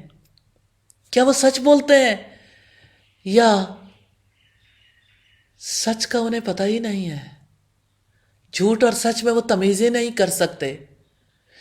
کیا ان کا لباس یہ بتاتا ہے کہ انہوں نے حیا سیکھی ہے؟ اپنے رب سے معافی مانگ لیں. یہ شکل و صورت میں ہماری طرح کے بچے ہیں، لیکن ان کی سیرت، ان کا کردار محمد رسول اللہ جیسا نہیں ہے. اور جن کا آج نہیں ہے وہ کل کیسے ہوگا؟ تو خود بھی اللہ تعالیٰ کی بتائی ہوئی صفات پر عمل کرنا ہے اور اپنے بچوں کو بھی سکھانا ہے. پھر فرمایا یہی لوگ ہیں جن کا بدلہ ان کے رب کی طرف سے مغفرت اور جنتیں ہیں جن کے نیچے سے نہریں جاری ہیں، ان میں وہ ہمیشہ رہنے والے ہیں. اور کیسا اچھا بدلہ ہے عمل کرنے والوں کا. مقاتل بن حیان کا قول ہے اجر العاملین، اللہ تعالیٰ کی اطاعت کرنے والوں کا بدلہ جنت ہے. یہ فتح القدیر کی روایت ہے. قد خلت من قبلکم سنن فسیروا فی الارض فانظروا کیف کان عاقبۃ المکذبین. تم سے پہلے بھی بہت سے طریقے گزر چکے ہیں، سو تم زمین میں چل کر دیکھو کہ جھٹلانے والوں کا کیسا انجام ہوا. قد خلت من قبلکم سنن، حضرت مجاہد کہتے ہیں اس سے مراد کافروں اور مومنوں اور خیر و شر کے طریقے ہیں. ھذا بیان للناس، یہ لوگوں کے لیے بیان ہے اور اللہ تعالیٰ سے ڈرنے والوں کے لیے ہدایت اور نصیحت ہے. پھر فرمایا وَلَا تَهِنُوا وَلَا تَحْزَنُوا، اور نہ تم ہمت ہارو اور نہ تم غم کرو اور تم ہی غالب رہو گے اگر تم مومن ہو. سیدنا صوبان بیان کرتے ہیں اللہ کے رسول صلی اللہ علیہ وسلم نے ارشاد فرمایا آدمی اپنے گناہوں کی وجہ سے رزق سے محروم ہو جاتا ہے. اسی مسند احمد میں مروی ہے اللہ کے رسول نے ارشاد فرمایا ڈر ہے کہ دنیا کی قومیں تم پر ہر طرف سے ٹوٹ پڑیں گی جس طرح کہ بھوکے کھانے کے پیالے پر ٹوٹ پڑتے ہیں. صحابہ نے عرض کیا اللہ کے رسول کیا اس وقت ہماری تعداد کم ہوگی؟ آپ نے فرمایا اس وقت تمہاری کثرت ہوگی لیکن تمہاری حالت اس وقت سیلاب کے خس و خاشاک جیسی ہوگی. تمہارے دشمنوں کے دلوں سے تمہارا روب اٹھ جائے گا اور تمہارے دلوں میں بزدلی پیدا ہو جائے گی. صحابہ نے عرض کیا اللہ کے رسول بزدلی کیا ہے؟ آپ نے فرمایا زندگی سے محبت اور موت کا ڈر. آج ساری دنیا پہ یہ ثابت ہو گیا سب موت سے اتنا ڈرتے ہیں کہ اپنے پیاروں کے قریب بھی نہیں جانا چاہتے. جس کو یہ پتہ چل جائے اسے کرونا وائرس کا اٹیک ہو گیا ہے ایسے اس سے دور بھاگتے ہیں جیسے کوڑی سے دور بھاگتے ہوں. کیا انفلوئنزا اور نمونیا پہلے کبھی کسی کو نہیں ہوا؟ اور آپ دیکھیے کہ ثابت ہوا ابھی فیصل عیدی ملا تھا ہمارے پرائم منسٹر سے، ہاتھ بھی ملایا اسے کرونا تھا. پھر ہمارے پرائم منسٹر کا ٹیسٹ نیگیٹو آ گیا. پھر کیا پتہ چلتا ہے؟ شاید ہاتھ نہیں ملایا لیکن بہرحال قریب رہنے والے سانسوں سے بھی یہ جرمز، یہ وائرس پہنچتا ہے. تو آپ جانتے ہیں کہ حکومتی سطح پر کام کرنے والے افراد سب اکٹھے بیٹھے ہیں اور آپ یہ دیکھیے کہ کتنے بڑے پیمانوں پہ لوگوں کا میل جول جاری ہے. یہ واقعی کرونا ہے یا کچھ اور ہے؟ سوچتے رہیے گا.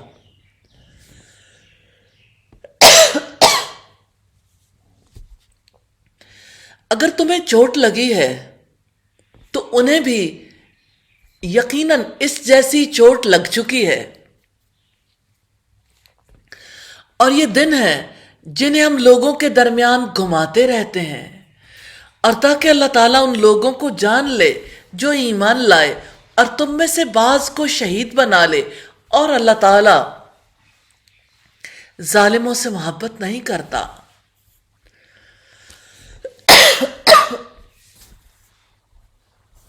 اللہ تعالیٰ چاہتے تھے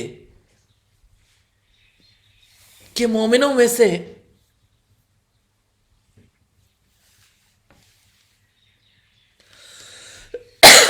معذرت خواہ ہوں،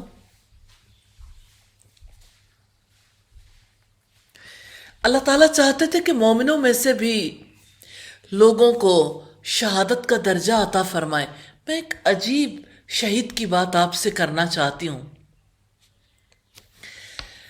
اللہ تعالیٰ کے راستے میں مارے جانے والوں میں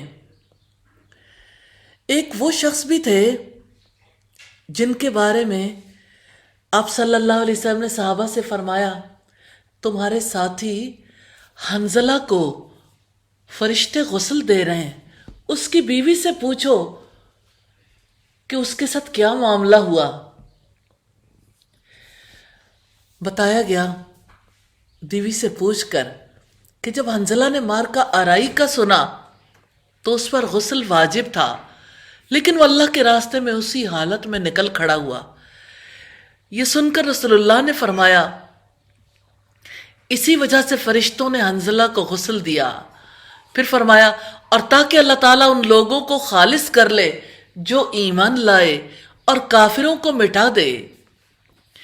پھر فرمایا، ام حسبتم من تدخلوا الجنہ ولما یعلم اللہ الذین جاہدوا منکم، یا تم نے گمان کر لیا کہ تم جنت میں داخل ہو جاؤ گے، حالانکہ اللہ تعالیٰ نے ابھی تک ان کو نہیں جانا جنہوں نے تم میں سے جہاد کیا، اور تاکہ وہ جان لے صبر کرنے والوں کو۔ اس آیت سے پتہ چلتا ہے اللہ تعالیٰ کی راہ میں آزمائش لازم ہے۔ یہ صبر میدان جنگ میں بھی ہوتا ہے، روزمرہ کی زندگی میں بھی۔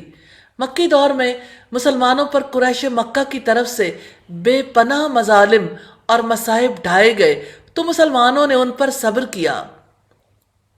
تو اللہ تعالیٰ صبر کی آزمائش کرنا چاہتے ہیں، اور بلا شبہ یقیناً تم موت کی تمنا کیا کرتے تھے اس سے پہلے کہ تم اس سے ملو، تو یقیناً تم نے اسے اس حال میں دیکھ لیا کہ تم آنکھوں سے دیکھ رہے تھے۔ جو لوگ غزوہ بدر میں شامل نہیں ہوئے تھے ان کی تمنا تھی شہادت کی، اس لیے وہ چاہتے تھے آگے بڑھ کے کہ ہم مدینہ سے باہر نکل کر جہاد کریں۔ رکوع نمبر 6 ہے، وَمَا مُحَمَّدٌ إِلَّا رَسُولٌ، اور نہیں ہے محمد مگر ایک رسول۔ یقیناً اس سے پہلے بھی کئی رسول گزر چکے ہیں، تو کیا اگر وہ وفات پا جائے یا قتل کر دیا جائے تم اپنی ایڑیوں کے بل پلٹ جاؤ گے؟ اور جو شخص اپنی ایڑیوں پر پلٹے گا تو اللہ تعالیٰ کو ہرگز کچھ بھی نقصان نہیں پہنچائے گا، اور ان قریب اللہ تعالیٰ شکر کرنے والوں کو جزا دے گا۔ پھر فرمایا، اور کسی جان کے لیے کبھی ممکن نہیں ہے کہ وہ اللہ تعالیٰ کے حکم کے بغیر مر جائے، مقررہ وقت لکھا ہوا ہے۔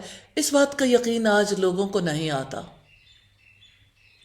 لگتا ہے جو ہی باہر نکلے وفات پا جائیں گے، کورونا پکڑ لے گا، کسی سے ملے تو کورونا پکڑے گا۔ اصل میں کورونا کا نہیں، موت کا ڈر ہے۔ کسی جان کے لیے کبھی ممکن نہیں ہے کہ وہ اللہ کے حکم کے بغیر مر جائے، مقررہ وقت لکھا ہوا ہے، پھر آپ کہیں بھی چھپ جائیں موت آ جائے گی۔ اور جو کوئی دنیا کا بدلہ ہی چاہتا ہے ہم اسے دنیا میں ہی دیں گے، اور جو آخرت کا بدلہ چاہے گا اسے ہم آخرت میں دیں گے، اور بہت جلد ہم شکر کرنے والوں کو جزا دیں گے۔ تو عمل کرتے وقت انسان کی جیسی نیت ہوگی ویسے ہی بدلہ ملے گا۔ ایک ہی کام ہوتا ہے جو نیت کی تبدیلی سے کچھ کا کچھ بن جاتا ہے۔ وَكَأَيٍّ مِّن نَّبِيٍّ قاتل معه ربیون کثیر، اور کتنے ہی نبی تھے جن کے ساتھ مل کر بہت سے رب والوں نے جنگ کی، اور اس کے لیے جو اللہ تعالیٰ کی راہ میں انہیں تکلیف پہنچی انہوں نے ہمت نہیں ہاری، اور نہ وہ کمزور پڑے، اور نہ انہوں نے عاجزی دکھائی، اور اللہ تعالیٰ صبر کرنے والوں سے محبت کرتا ہے۔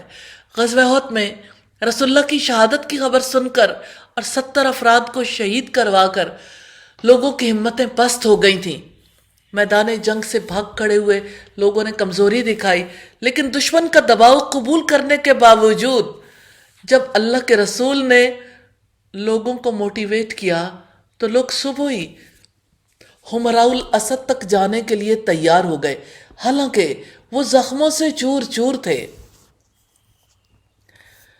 پھر فرمایا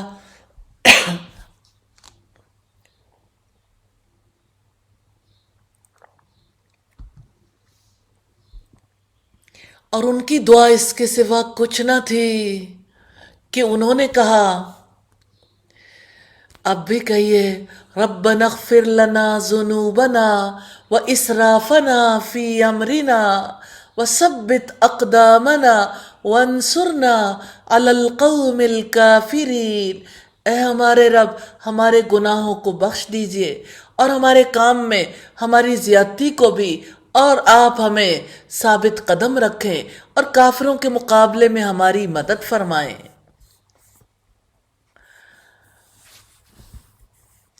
یہاں بات ہے اپنے کاموں میں زیادتی کی، اسراف کی، بعض مرتبہ کسی نیک کام میں لگنے کی وجہ سے جو دوسرے نیک کام چھوٹ جاتے ہیں، اس طرح حدود سے گزرنے کی ایک صورت پیدا ہو جاتی ہے، ان کو اللہ تعالیٰ نے اسراف سے تعبیر کیا، استغفار سے ان کی بھی تلافی ہوگی۔ سیدنا ابو موسیٰ اشعری سے روایت رسول اللہ دعا کیا کرتے تھے، یا اللہ بخش دے میری چوک اور میری نادانی کو اور میری زیادتی کو جو مجھ سے اپنے حال میں ہوئی، اور بخش دے اس چیز کو جو تو مجھ سے زیادہ جانتا ہے۔ اللہم اغفر لی خطیتی وجہلی واسرافی فی امری وما انت اعلم بہ منی۔ تو اللہ تعالیٰ نے ان کو دنیا کا بدلہ بھی دیا اور آخرت کا اچھا بدلہ بھی، اور اللہ تعالیٰ نیکی کرنے والوں سے محبت رکھتا ہے۔ دنیا کے ثواب سے مراد نصرت ہے، غنیمت، دشمنوں پر غلبہ، اچھا تذکرہ، شرح صدر، ایمان کا نور، گناہوں کا کفارہ وغیرہ سب کچھ اس میں آ جاتا ہے، اور آخرت کے اچھے بدلے سے مراد آخرت کا اجر اور اس میں ہمیشہ رہنے والی نعمتیں ہیں۔ رکوع نمبر 7 ہے، یا ایھا الذین آمنوا ان تطیعوا الذین کفروا یردوکم علی اعقابکم۔ اے لوگو جو ایمان لائے ہو، اگر تم ان لوگوں کی اطاعت کرو گے جنہوں نے کفر کیا تو وہ تمہیں تمہاری ایڑیوں کے بل لوٹا دیں گے، پھر تم خسارہ اٹھانے والے ہو کر پلٹو گے۔ احد کی شکست پر مشرکین عرب ابو سفیان اور اس کے ساتھیوں نے کہا تھا مسلمانوں سے کہ اپنے آبا کے دین کی طرف لوٹ چلو۔ رب العزت نے فرمایا اگر ان کی اطاعت کرو گے تو تمہیں ایڑیوں کے بل لوٹا دیں گے، یعنی ایمان کے بعد کفر کی طرف پھیر دیں گے۔ بل اللہ مولاکم وہو خیر الناصرین، بلکہ اللہ تعالیٰ تمہارا مولا ہے، تمہارا مالک ہے، اور وہ سب مدد کرنے والوں سے بہترین ہے۔ ابو سفیان نے میدان احد میں کہا تھا حبل بلند رہے، نبی صلی اللہ علیہ وسلم نے فرمایا اس کا جواب دو۔ صحابہ نے عرض کیا ہم کیا جواب دیں؟ آپ نے فرمایا کہو اللہ اعلی و اجل، اللہ تعالیٰ سب سے بلند اور بزرگ و برتر ہے۔ ابو سفیان نے کہا لنا عزا ولا عزا لکم، ہمارے پاس عزا بت ہے، تمہارے پاس تو کوئی عزا ہی نہیں۔ آپ نے فرمایا اس کا جواب دو۔ صحابہ کرام نے عرض کیا کیا جواب دیں؟ آپ نے فرمایا کہو اللہ مولانا ولا مولا لکم، اللہ تعالیٰ ہمارا مولا ہے اور تمہارا کوئی مولا ہی نہیں، تمہارا تو کوئی حامی مددگار ہی نہیں۔ پھر فرمایا جلد ہی ہم ان لوگوں کے دلوں میں جنہوں نے کفر کیا روب ڈال دیں گے۔ یہاں روب سے مراد عظیم خوف ہے، اس وجہ سے کہ انہوں نے اللہ تعالیٰ کے ساتھ شرک کیا جس کی اس نے کوئی دلیل بھی نہیں اتاری، اور ان کا ٹھکانہ آگ ہے، اور ظالموں کا بہت ہی برا ٹھکانہ ہے۔ اللہ تعالیٰ نے ابو سفیان کے دل میں رعب ڈال دیا تھا، اسی وجہ سے قوت رکھنے کے باوجود میدان احد سے یوں چلا گیا جیسے انہیں فتح ہی نہیں ہوئی تھی۔ وَلَقَدْ صَدَقَكُمُ اللَّهُ وَعَدَهُ، اور بلا شبہ یقیناً اللہ تعالیٰ نے تم سے اپنے وعدے کو سچا کر دکھایا جب تم اس کے حکم سے انہیں کاٹ رہے تھے، یہاں تک کہ جب تم پست ہمت ہو گئے اور حکم کے بارے میں جھگڑا کیا اور تم نے نافرمانی کی، اس کے بعد جو اس نے تمہیں وہ چیز دکھائی جو تم پسند کرتے تھے، تم میں سے کوئی دنیا چاہتا ہے اور تمہیں میں سے کوئی آخرت چاہتا ہے، پھر اللہ تعالیٰ نے تمہیں ان سے پھیر دیا تاکہ وہ تمہیں آزمائے، اور بلا شبہ اس نے یقیناً تمہیں معاف کر دیا، اور اللہ تعالیٰ ایمان والوں پر بڑے فضل والا ہے۔ اللہ تعالیٰ نے وعدہ کیا تھا فتح و نصرت کا، اس سے مراد وہ ابتدائی فتح ہے جو مسلمانوں کو غزوہ احد میں حاصل ہوئی۔ اگر مسلمان اطاعت پر قائم رہتے، رسول کی اطاعت کرتے، تو آخر تک فتح و نصرت برقرار رہتی۔ جب تم دور چلے جا رہے تھے اور مڑ کر کسی ایک کو بھی نہ دیکھتے تھے اور رسول تمہیں تمہاری پچھلی جماعت میں پکار رہا تھا، تو اس نے بدلے میں تمہیں غم کے ساتھ اور غم دیا تاکہ تم اس پر غم نہ کرو جو تمہارے ہاتھ سے نکل گیا، اور نہ اس پر جو تمہیں مصیبت پہنچی، اور اللہ تعالیٰ پوری خبر رکھنے والا ہے اس کی جو تم عمل کرتے ہو۔ احد کے میدان میں مسلمانوں کی بدحواسی کا پتہ چلتا ہے۔ مسلمان مرعوب ہوئے، سخت اضطراب میں مبتلا ہوئے، کوئی کسی کی طرف نہیں دیکھ رہا تھا، کوئی کسی کو پکار کا جواب نہیں دے رہا تھا۔ نبی صلی اللہ علیہ وسلم لوگوں کو پکار کر کہہ رہے تھے، الیہ عباد اللہ، الیہ عباد اللہ، میری طرف آؤ اے اللہ کے بندو، اور کوئی اللہ کے رسول کی آواز نہیں پہچان رہا تھا۔ خوف، دہشت اور گھبراہٹ میں انسان کی ایسی کیفیت ہو جاتی ہے، انسان کو حق اور باطل کی پہچان بھی نہیں رہتی، نیکی اور بدی کی پہچان نہیں رہتی۔ جیسے آج کل کے حالات میں کسی کو کچھ پتہ نہیں کیوں لاک ڈاؤن کرنا ہے، کیوں انسانوں کو ان کی روزی سے، ان کے رزق سے روک دینا ہے، کیوں علمی سلسلوں کو بند کرنا ہے، کیوں عبادت کے سلسلوں کو بند کرنا ہے۔ ان کو بھی نہیں پتا جو بند کر رہے ہیں، اور ان کو بھی نہیں پتا جو دلائل دے رہے ہیں۔ آگے بڑھ کے جو اس پر بات چیت کر رہے ہیں، ذرا سوچیں انہیں مسجد میں جانے والوں سے محبت کب تھی؟ ساری عمر تو امیج بریک کرتے رہے ان کا، اب ان سے اتنی دلچسپی ہو گئی کہ کہیں وہ کورونا میں مبتلا نہ ہو جائیں۔ اندر دیکھیں اندر کیا ہے۔ ثم انزل علیکم من بعد الغم امنا، پھر اللہ تعالیٰ نے اس غم کے بعد تم پر ایک امن نازل فرمایا۔ ایک اونگ تھی جو تم میں سے کچھ لوگوں پر چھا رہی تھی، اور یقیناً کچھ لوگ تھے جن کی جانوں نے انہیں فکر میں ڈال رکھا تھا۔ وہ اللہ تعالیٰ کے بارے میں ناحق جاہلیت کا گمان کر رہے تھے۔ وہ کہتے تھے کہ اس کام میں ہمارا کچھ بھی اختیار ہے؟ آپ کہہ دیں بلا شبہ ان الامر کلہ للہ، سارا کام اللہ تعالیٰ ہی کے اختیار میں ہے۔ یہ بتائیں کورونا کس کے اختیار میں ہے؟ اور کورونا سے ہونے والی ڈیتھ یا زندگی کس کے اختیار میں ہے؟ صحت اور بیماری کس کے اختیار میں ہے؟ کہیں ایسا تو نہیں کہ سب اپنے ایمان کا سودا کر بیٹھے ہوں؟ خوف اور دہشت نے ایمان ہی بلا دیا۔ اپنے رب پر یقین رکھیں، ان الامر کلہ للہ، بلا شبہ سارا کام اللہ تعالیٰ ہی کے اختیار میں ہے۔ یخفون فی انفسہم ما لا یبدون لک، وہ اپنے دلوں میں ایسی بات چھپائے ہوئے ہیں جو آپ کے لیے ظاہر نہیں کرتے۔ وہ کہتے ہیں اگر اس میں ہمارا کچھ بھی اختیار ہوتا تو ہم یہاں نہ مارے جاتے۔ آپ کہہ دیں اگر تم اپنے گھروں میں ہوتے تو بھی جن کا قتل ہونا لکھا گیا تھا وہ ضرور اپنے لیٹنے کی جگہوں کی طرف نکل آتے، اور تاکہ اللہ تعالیٰ اسے آزما لے جو تمہارے سینوں میں ہے، اور تاکہ وہ اسے خالص کر دے جو تمہارے دلوں میں ہے، اور اللہ تعالیٰ سینوں والی باتیں خوب جاننے والا ہے۔ احد کے میدان میں مسلمانوں کے لیے اللہ تعالیٰ کا بڑا تحفہ وہ اونٹ تھی جو ان کو تازہ دم کر رہی تھی۔ سیدنا انس کی روایت ہے، سیدنا ابو طلحہ نے فرمایا احد کے دن جب ہم صف بندی کے میدان میں تھے، ہم پر ایسی اونگ چھا گئی کہ تلوار ہاتھ سے چھوٹ کر گری جاتی تھی۔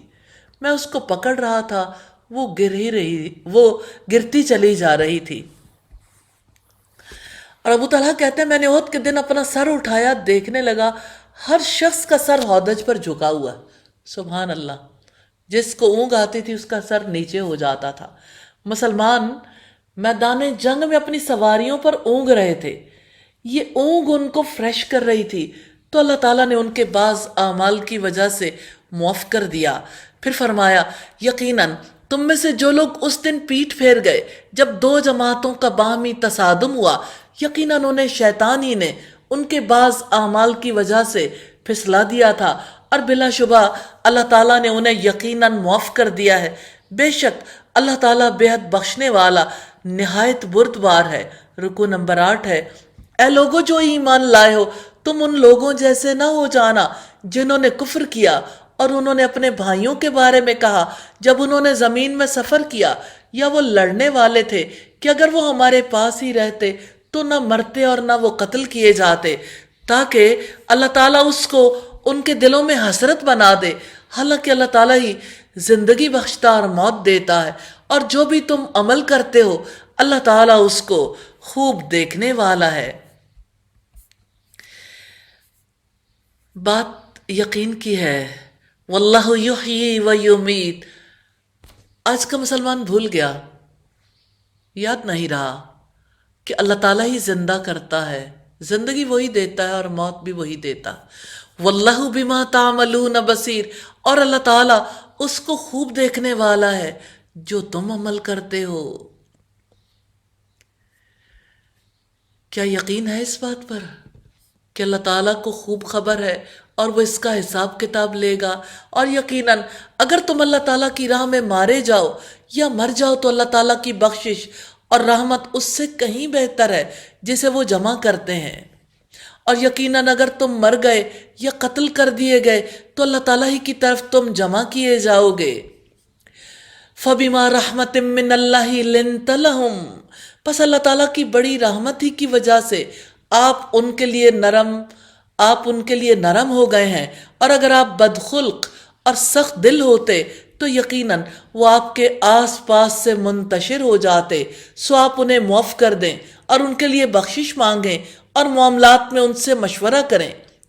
پھر جب آپ پختہ ارادہ کر لیں تو اللہ تعالیٰ پر بھروسہ کریں، بلا شبہ اللہ تعالیٰ بھروسہ کرنے والوں سے محبت کرتا ہے۔ نبی صلی اللہ علیہ وسلم لوگوں کے لیے کس قدر نرمی رکھنے والے تھے۔ آپ کے دشمنوں نے اس بارے میں کیا کہا؟ لین پول نے کہا ظلم محمد کی سرشت میں ہی نہیں تھا۔ اسمتھ نے کہا عمر بھر انہوں نے اپنے ہاتھ سے کسی کو نہیں مارا، کسی سے اگر مصافحہ کیا اس وقت تک اپنا ہاتھ الگ نہیں کرتے تھے جب تک کوئی خود نہ الگ کر لیتا۔ اب تو لوگ مصافحے سے ہی ڈر گئے ہیں، اور لگتا ہے شاید اب مسلمان ایک دوسرے سے مصافحہ نہیں کر پائیں گے۔ رسول اللہ انتظار کرتے تھے کہ خود ہی ہاتھ چھوڑ دے، گفتگو بہت نرم اور شیریں کرتے تھے۔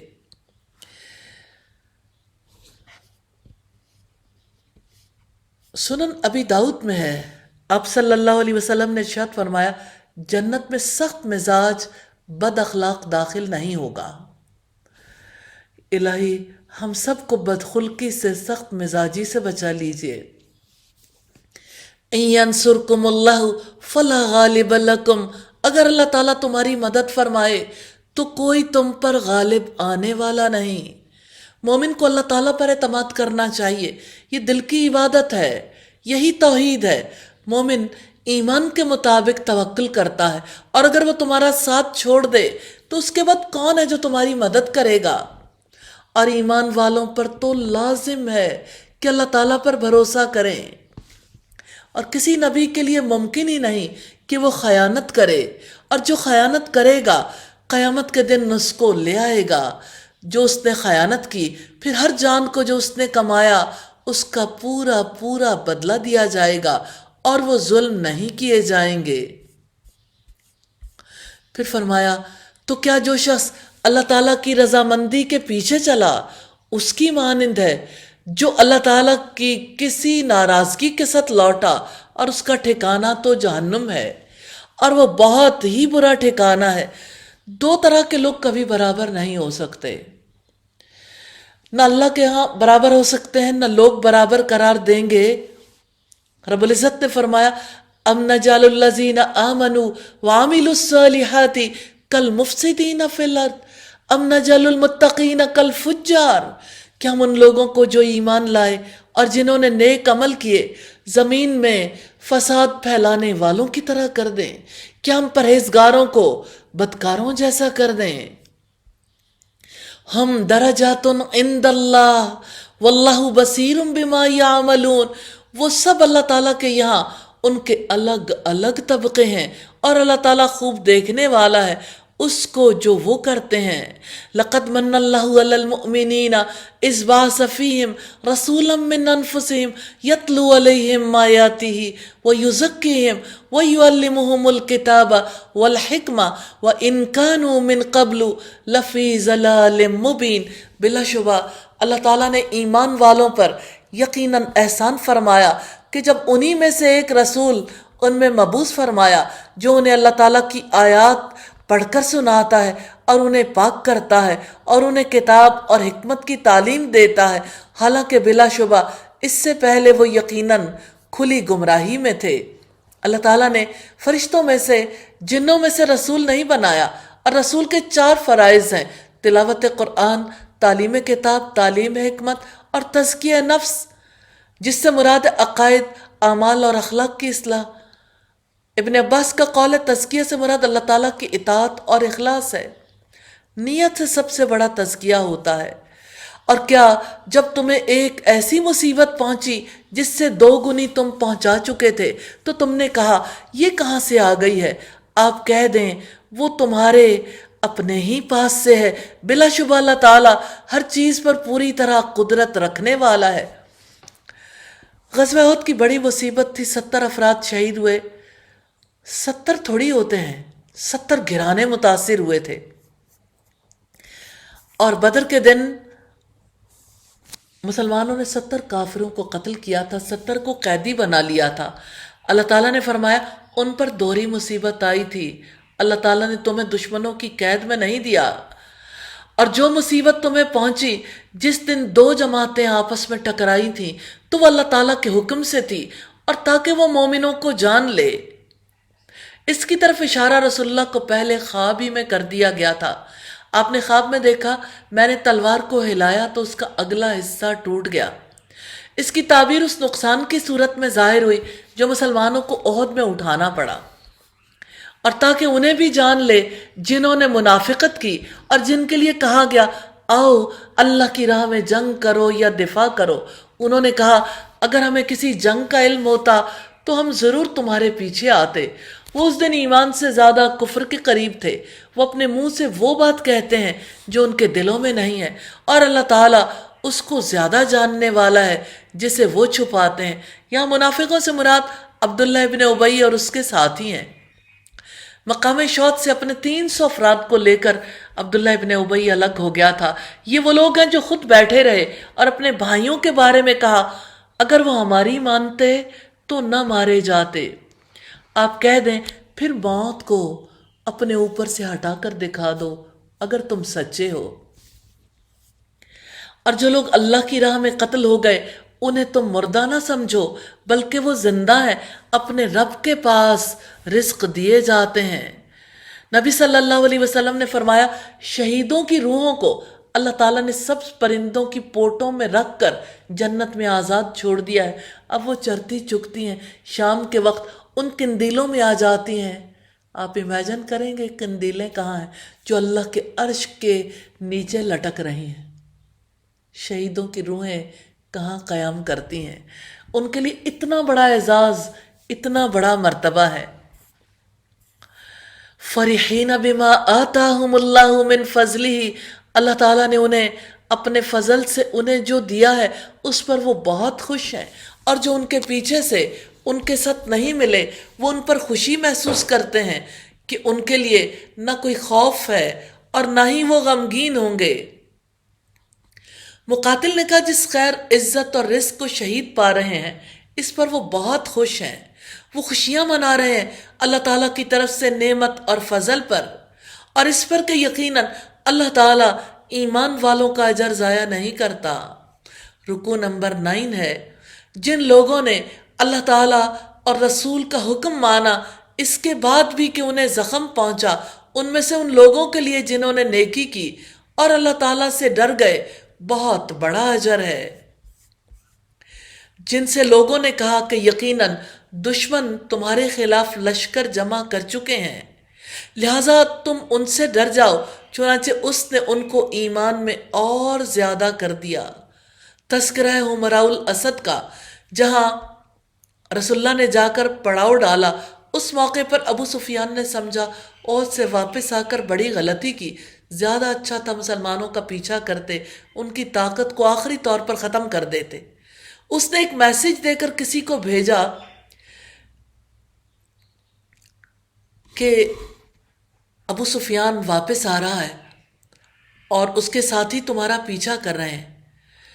آپ صلی اللہ علیہ وسلم نے بھی کسی کو میسج دے کر بھیجا کہ نبی صلی اللہ علیہ وسلم، محمد صلی اللہ علیہ وسلم اور ان کے ساتھی تمہارا پیچھا کر رہے ہیں۔ ابو سفیان کو جب یہ پتا چلا وہ واپس لوٹ گیا۔ یہی اس آیت میں ذکر ہے۔ اور جہاں تک اس بات کا تعلق ہے وَقَالُوا حَسْبُنَا اللَّهُ وَنِعْمَ الْوَكِيلُ، انہوں نے کہا اللہ تعالیٰ ہی ہمیں کافی ہے، وہ بہترین کارساز ہے، تو حسبنا اللہ ونعم الوکیل پڑھنے کی بڑی فضیلت ہے۔ صحیح بخاری میں کہ سیدنا ابراہیم علیہ السلام کو جب آگ میں ڈالا گیا ان کی زبان پر یہی الفاظ تھے۔ حقیقت یہ ہے کہ اللہ تعالیٰ بہترین کارساز ہے۔ چنانچہ وہ اللہ تعالیٰ کے فضل اور نعمت کے ساتھ پلٹے کہ انہیں کوئی تکلیف تک نہ پہنچی، اور انہوں نے اللہ تعالیٰ کی رضا کی پیروی کی، اور اللہ تعالیٰ بڑے ہی فضل والا ہے۔ اللہ تعالیٰ کی نعمت سے مراد جنگ سے سلامتی، ایمان کی سلامتی اور اس میں اضافہ مراد ہے، اور فضل سے مراد وہ نفع ہے جو بدر صغرا میں تجارت سے حاصل ہوا۔ یقیناً یہ تو شیطان ہی ہے جو تمہیں اپنے دوستوں سے ڈراتا ہے، چنانچہ تم ان سے نہ ڈرو اور مجھ سے ڈرو اگر تم مومن ہو۔ اس آیت کریمہ سے پتہ چلتا ہے اللہ تعالیٰ کا خوف واجب ہے۔ آپ نے کس خوف کو اپنے لیے واجب قرار دے لیا؟ سوچے کہاں کائنات کا بادشاہ اور کہاں کورونا۔ استغفر اللہ۔ خوف جو اللہ تعالیٰ کا خوف ہے لوازم ایمان میں سے ہے۔ بندہ ایمان کے مطابق ہی خوف رکھتا ہے، اور خوف پسندیدہ ہے، ایسا خوف جو بندے کو اللہ تعالیٰ کے حرام کردہ کاموں سے روک دے۔ وَلَا يَحْزُنْكَ الَّذِينَ يُسَارِعُونَ فِي الْكُفْرِ، وہ آپ کو غم نہ پہنچائیں جو کفر میں جلدی کرتے ہیں، بلا شبہ وہ اللہ تعالیٰ کو ہرگز کوئی نقصان نہیں پہنچا سکتے۔ اللہ تعالیٰ چاہتا ہے کہ آخرت میں ان کے لیے کوئی حصہ نہ رکھے اور ان کے لیے بڑا عذاب ہے۔ تو جو کفر میں جلدی کرتے ہیں اللہ تعالیٰ کو نقصان نہیں پہنچا سکتے، وہ سارے ذرائع، ساری قوتیں، اپنی ساری فکر لگا دیتے ہیں۔ آج ایسا نہیں ہے۔ اسلام کی بجائے کفر کو، اسلام کی بجائے باطل نظام کو ترویج دینے کے لیے ہمارا تھنک ٹینک کام نہ کر رہا ہو؟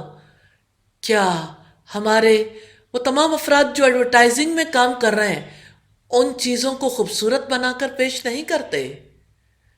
اس نظریے کو ہمارے میڈیا کے لوگ کس طرح لوگوں کے اندر اس تہذیب کو راسخ کرنے کے لیے اپنا کردار ادا کر رہے ہیں۔ تو کفر کی راہ میں تیز گامی دکھانے سے مراد کافرانہ تہذیب پر پورا اترنے کے لیے اپنا حصہ ڈالنا۔ قلم والے قلم کا استعمال کرتے ہیں، شاعری کرتے ہیں، میڈیا کے افراد کیسے اس کے لیے دلائل دیتے ہیں، آگے بڑھ کر اپنا حصہ لیتے ہیں۔ یقیناً جن لوگوں نے ایمان کے بدلے میں کفر خریدا ہے وہ اللہ تعالیٰ کو ہرگز کوئی نقصان نہیں پہنچائیں گے اور ان کے لیے دردناک عذاب ہے۔ اور جن لوگوں نے کفر کیا وہ ہرگز یہ گمان نہ کریں کہ یقیناً ہم انہیں جو مہلت دے رہے ہیں وہ ان کے لیے بہتر ہے، ہم انہیں اسی لیے مہلت دے رہے ہیں تاکہ وہ گناہ میں اور زیادہ بڑھ جائیں اور ان کے لیے رسوا کن عذاب ہے۔ تو مہلت دینے سے مراد ہے زندگی میں کفر اور کافرانہ کاموں کی مہلت۔ کافر کو جو لمبی زندگی مل رہی ہے انہیں ان کے حال پر چھوڑا جا رہا ہے اور زیادہ اس میدان میں پستی اختیار کرنے کے لیے۔ پھر فرمایا اللہ تعالیٰ ایسا نہیں ہے کہ وہ مومنوں کو اسی حالت پر چھوڑ دے جس پر تم ہو، یہاں تک کہ وہ ناپاک کو پاک سے الگ نہ کر دے، اور کبھی ایسا نہیں ہے اللہ تعالیٰ کہ وہ تمہیں غیب کی اطلاع دے، لیکن اللہ تعالیٰ اپنے رسولوں میں سے جس کو چاہتا ہے منتخب کرتا ہے۔ چنانچہ تم اللہ تعالیٰ پر، اس کے رسولوں پر ایمان لاؤ، اور اگر تم ایمان لاؤ اور متقی بنو تو تمہارے لیے بہت بڑا اجر ہے۔ یا اللہ، یا ارحم الراحمین، ہم سب کو تقوی نصیب کرنا۔ اور جو لوگ بخل کرتے ہیں اس میں جو اللہ تعالیٰ نے انہیں اپنے فضل سے دیا ہے، وہ ہرگز گمان نہ کریں کہ ان کے لیے وہ بہتر ہے، بلکہ ان کے لیے وہ بہت ہی برا ہے۔ جلد ہی قیامت کے دن انہیں اس کا طوق پہنایا جائے گا جو انہوں نے بخل کیا، اور آسمانوں اور زمین کی میراث اللہ تعالیٰ کے لیے ہے، اور جو بھی تم کرتے ہو اللہ تعالیٰ اس سے پوری طرح باخبر ہے۔ رکو نمبر 10 ہے لَقَدْ سَمِعَ اللَّهُ قَوْلَ الَّذِينَ قَالُوا إِنَّ اللَّهَ فَقِيرٌ وَنَحْنُ أَغْنِيَاءُ۔ بلا شبہ اللہ تعالیٰ نے یقیناً ان کی بات سن لی جنہوں نے کہا کہ بلا شبہ اللہ تعالیٰ فقیر ہے اور ہم مالدار ہیں۔ جلد ہی ہم لکھ دیں گے جو انہوں نے کہا، اور ان کا نبیوں کو ناحق قتل کرنا بھی، اور ہم کہیں گے کہ تم جلنے کا عذاب چکھو۔ یہ اس وجہ سے ہے جو آگے بھیجا تمہارے ہاتھوں نے۔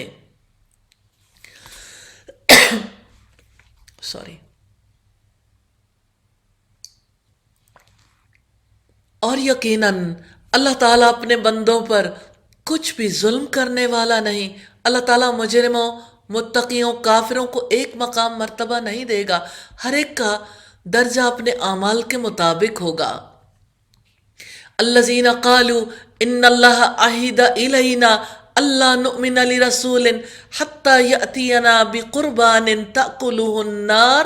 جن لوگوں نے کہا اللہ تعالیٰ نے یقیناً ہمیں حکم دیا ہے کہ ہم کسی رسول پر اس وقت تک ایمان نہ لائیں یہاں تک کہ وہ ہمارے سامنے ایسی قربانی لائے جسے آگ کھا لے۔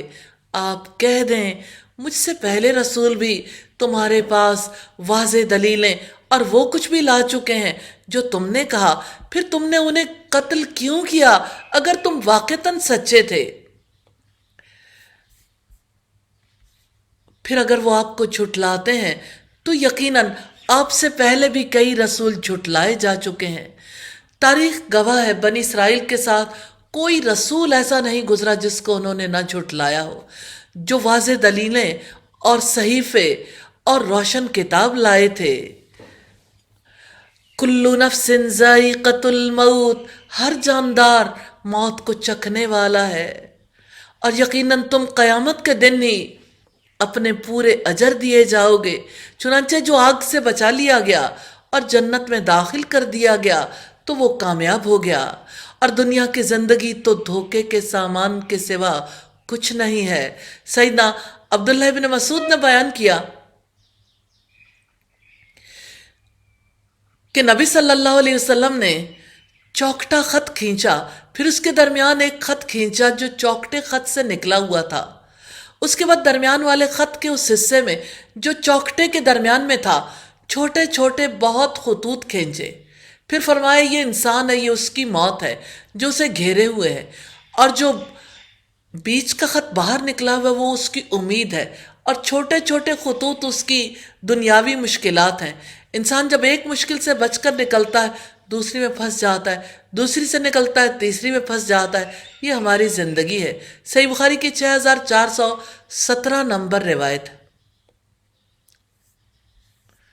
یقیناً تم اپنے مالوں اور اپنی جانوں میں ضرور آزمائے جاؤ گے، اور یقیناً تم ان سے ضرور بہت سی تکلیف دہ باتیں سنو گے جن کو تم سے پہلے کتاب دی گئی، اور ان لوگوں سے بھی جنہوں نے شرک کیا، اور اگر تم صبر کرو اور متقی بنو تو یقیناً یہ بلند حوصلہ کاموں میں سے ہے۔ صبر اور تقوی دو عظیمت والے کام ہیں، اللہ تعالیٰ ہمیں دونوں نصیب فرما دے۔ اور جب اللہ تعالیٰ نے ان لوگوں سے پختہ عہد لیا جنہیں کتاب دی گئی کہ تم اس کتاب کو لوگوں کے سامنے ضرور بیان کرتے رہو گے اور تم اس کو نہیں چھپاؤ گے، تو انہوں نے اس عہد کو اپنی پشتوں کے پیچھے ڈال دیا اور اس کے بدلے انہوں نے بہت تھوڑی قیمت لی۔ سو کتنا برا ہے جس کو وہ خرید رہے ہیں۔ لا تحسبن الذین یفرحون بما اتوا، آپ ان لوگوں کو ہرگز خیال نہ کریں جو خوش ہوتے ہیں ان کاموں پر جو انہوں نے کیے، چاہتے ہیں کہ ان پر بھی ان کی تعریف کی جائے اور ان پر بھی ان کی تعریف کی جائے جو انہوں نے نہیں کیے۔ چنانچہ آپ انہیں عذاب سے نکلنے میں ہرگز کامیاب خیال نہ کریں اور ان کے لیے دردناک عذاب ہے۔ نبی صلی اللہ علیہ وسلم نے فرمایا، جو شخص کسی ایسی خوبی کا دعویٰ کرے جو اللہ تعالیٰ نے اسے نہیں دی، وہ جھوٹ اور فریب کے دو کپڑے پہننے والے کی طرح ہے۔ جیسے لوگوں میں کوئی نیک نامی چاہتا ہے، جو کام نہیں کیے، صدقہ نہیں کیا اور لوگوں میں سخی مشہور ہونا چاہتا ہے یا علم والے کے طور پر مشہور ہونا چاہتا ہے، تو لوگوں سے جو تعریف حاصل کرنے کے لیے ایسا کرتے ہیں، اللہ رب العزت نے انہی کے بارے میں یہ آیت نازل فرمائی، وَلِلَّهِ مُلْكُ السَّمَاوَاتِ وَالْأَرْضِ وَاللَّهُ عَلَى كُلِّ شَيْءٍ قَدِيرٌ، اور آسمانوں اور زمین کی بادشاہت اللہ تعالیٰ ہی کے لیے ہے، اور اللہ تعالیٰ ہر چیز پر پوری طرح قدرت رکھنے والا ہے۔ رکوع نمبر 11 ہے، ان فی خلق السماوات والارض واختلاف اللیل والنہار لآیات لأولی الالباب، یقیناً آسمانوں اور زمین کی تخلیق میں اور رات اور دن کے بدلنے میں عقل مندوں کے لیے بہت سی نشانیاں ہیں۔ الذین یذکرون اللہ قیاما وقعودا وعلی جنوبہم ویتفکرون فی خلق السماوات والارض ربنا ما خلقت ھذا باطلا سبحانک فقنا عذاب النار۔ وہ لوگ جو کھڑے اور بیٹھے اور اپنے پہلوؤں پر لیٹے بھی اللہ تعالیٰ کو یاد کرتے ہیں اور آسمانوں اور زمین کی پیدائش میں غور و فکر کرتے ہیں، اے ہمارے رب، تو نے یہ سب کچھ بے مقصد نہیں بنایا، آپ پاک ہیں، سو ہمیں آگ کے عذاب سے بچا لیں۔ انسان جب کھڑے بیٹھے لیٹے اللہ تعالیٰ کو یاد کرتا ہے تو اس کا دل غافل نہیں ہوتا، اس یقین تک پہنچ جاتا ہے کہ اللہ تعالیٰ اس کا خالق ہے، وہ قدرت والا ہے، وہ حکمت والا ہے۔ پھر فرمایا، ربنا انک من تدخل النار فقد اخزیتہ وما للظالمین من انصار، اے ہمارے رب، بے شک جس کو تو نے آگ میں ڈالا تو اس کو تو نے واقعی رسوا کر دیا اور ظالموں کے لیے کوئی مددگار نہیں۔ ربنا اننا سمعنا منادیا ینادی للایمان ان آمنوا بربکم فآمنا ربنا فاغفر لنا ذنوبنا وکفر عنا سیئاتنا وتوفنا مع الابرار، اے ہمارے رب، بے شک ہم نے ایک پکارنے والے کو سنا جو ایمان کے لیے پکار رہا تھا کہ اپنے رب پر ایمان لے آؤ، تو ہم ایمان لے آئے۔ اے ہمارے رب، پس ہمارے گناہ بخش دے اور ہماری برائیاں ہم سے دور فرما اور ہمیں نیک لوگوں کے ساتھ فوت کرنا۔ منادی سے مراد محمد صلی اللہ علیہ وسلم ہے، جنہوں نے تندہی سے اسلام کی دعوت دی۔ ربنا وآتنا ما وعدتنا على رسولك ولا تخزنا يوم القیامہ انک لا تخلف المیعاد، اے ہمارے رب، جو وعدہ تو نے ہم سے اپنے رسولوں کی زبانی کیا ہے ہمیں وہ عطا فرما اور قیامت کے دن ہمیں رسوا نہ کرنا، بلا شبہ تو اپنے وعدے کے خلاف نہیں کرتا، رسولوں کی زبانی یہ وعدہ کیا ہے کہ ایمان لا کر نیک عمل کرنے والوں کو بہترین اجر دیا جائے گا، اور اللہ تعالیٰ انہیں دنیا کی قیادت عطا کریں گے۔ فَاسْتَجَابَ لَهُمْ رَبُّهُمْ، چنانچہ ان کے رب نے ان کی دعا قبول فرمائی کہ بے شک میں تم میں سے کسی عمل کرنے والے کا عمل ضائع نہیں کروں گا، مرد ہو یا عورت، تم سب ایک دوسرے سے ہی ہو۔ تو جن لوگوں نے ہجرت کی اور جو اپنے گھروں سے نکالے گئے اور میری راہ میں تکلیف دیے گئے اور انہوں نے جنگ کی اور قتل کر دیے گئے، تو یقیناً میں ضرور ان کی برائیاں ان سے دور کر دوں گا، اور یقیناً میں ضرور انہیں باغات میں داخل کروں گا جن کے نیچے نہریں جاری ہوں گی۔ اللہ تعالیٰ کے ہاں یہ ان کا بدلہ ہے، اور اللہ تعالیٰ ہی کے پاس بہترین بدلہ ہے۔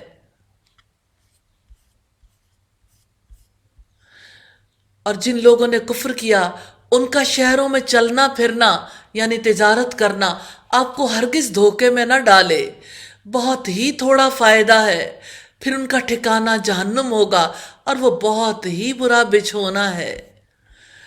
لیکن جو لوگ اپنے رب سے ڈر گئے ان کے لیے باغات ہیں جن کے نیچے نہریں جاری ہوں گی، اس میں ہمیشہ رہنے والے ہیں۔ یہ اللہ تعالیٰ کی جانب سے میزبانی ہے، اور جو اللہ تعالیٰ کے پاس ہے وہ نیک لوگوں کے لیے بہت ہی بہتر ہے۔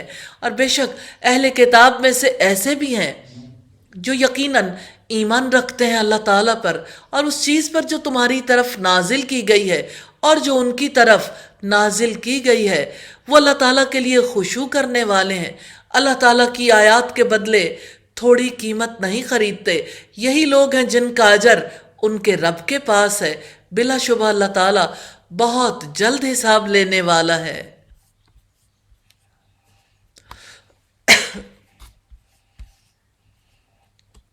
یا ایھا الذین آمنوا اصبروا وصابروا ورابطوا واتقوا اللہ لعلکم تفلحون۔ اے لوگو جو ایمان لائے ہو، صبر کرو اور مقابلے میں جمے رہو اور مورچوں میں ڈٹے رہو، اور اللہ تعالیٰ سے ڈر جاؤ تاکہ تم کامیاب ہو جاؤ۔ اسبرو، صبر کرو، یعنی جو اللہ تعالیٰ نے حکم دیا فرائض پر اس کی اطاعت پر صبر کرو۔ وصابروا، اور مقابلے میں جمے رہو، جنگ کی شدتوں میں دشمن کے مقابلے میں ڈٹے رہو، یہی مصابرت ہے۔ ورابطوا، اور مورچوں میں ڈٹے رہو، جنگ کے میدان میں ہر وقت چوکنا رہنا، جہاد کے لیے تیاری کرنا، یہی مرابطہ ہے۔ یہ تھی سورہ آل عمران۔ اللہ تعالیٰ سے دعا ہے ہماری کمیوں کوتاہیوں سے درگزر فرمائے، اور ہمیں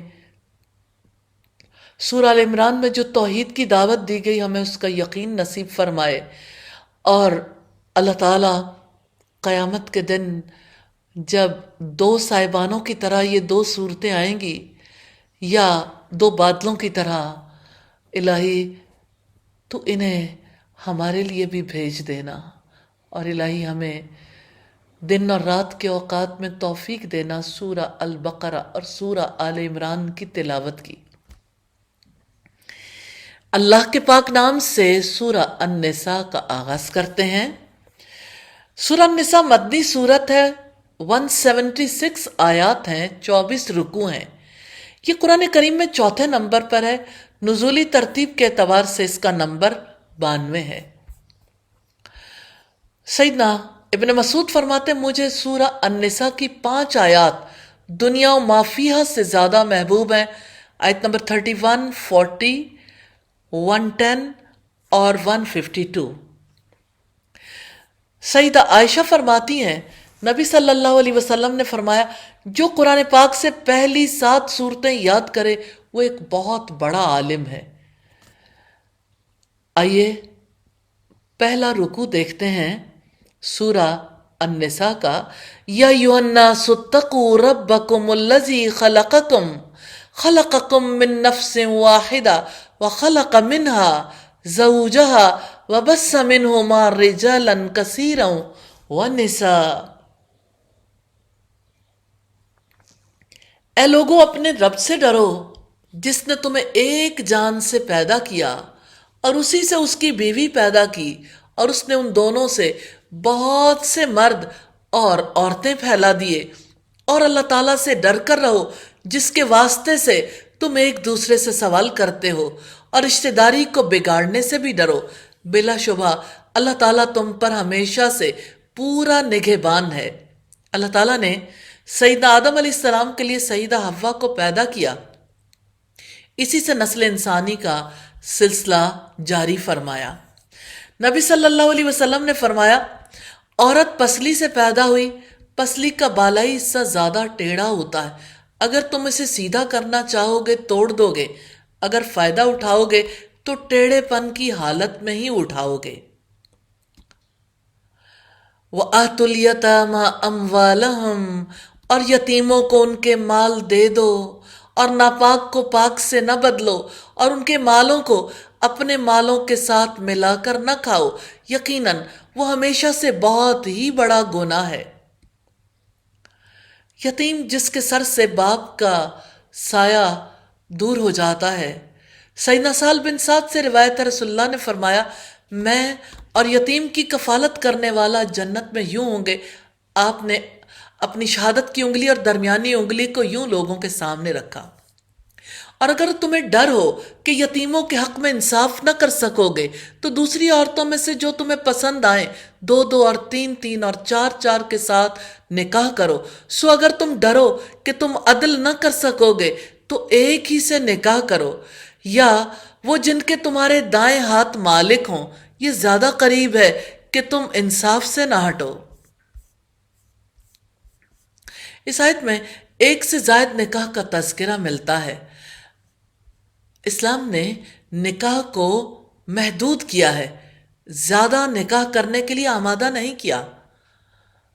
ہاں، 4 نکاح کرنے کی اجازت ہے، 4 سے زائد پر پابندی ہے، اجازت ہے، حکم نہیں ہے۔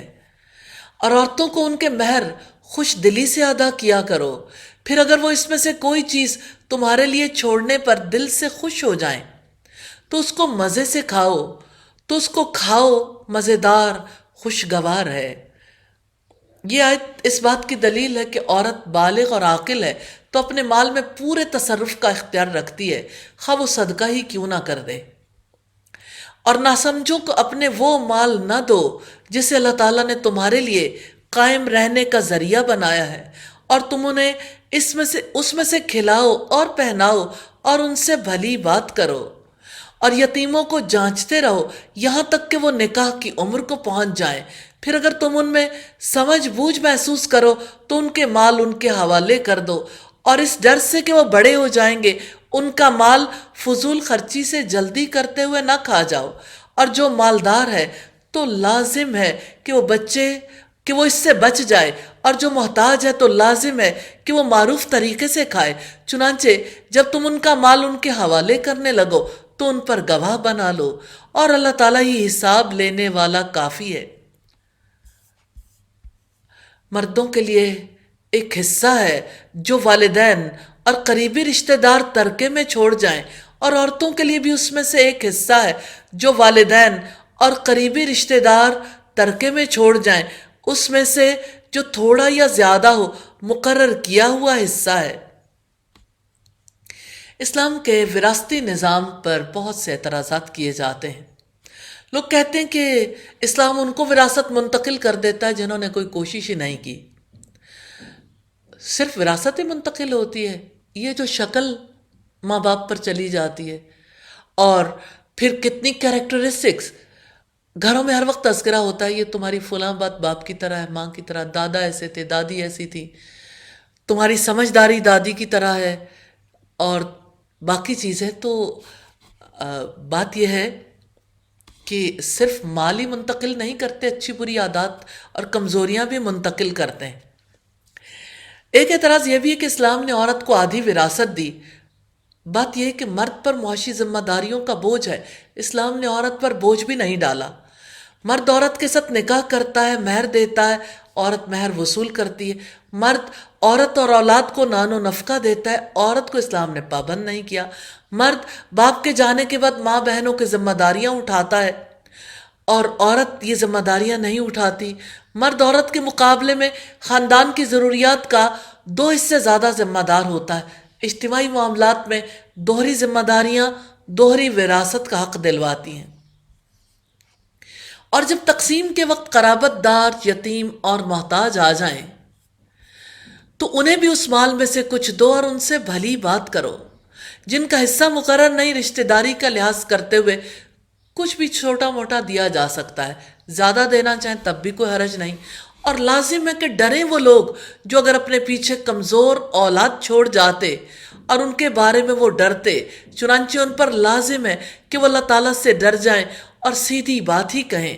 بلا شبہ وہ لوگ جو یتیموں کے مال ظلم سے کھاتے ہیں وہ اپنے پیٹوں میں آگ کے سوا کچھ نہیں کھاتے اور جلد ہی وہ دہکتی آگ میں داخل ہوں گے.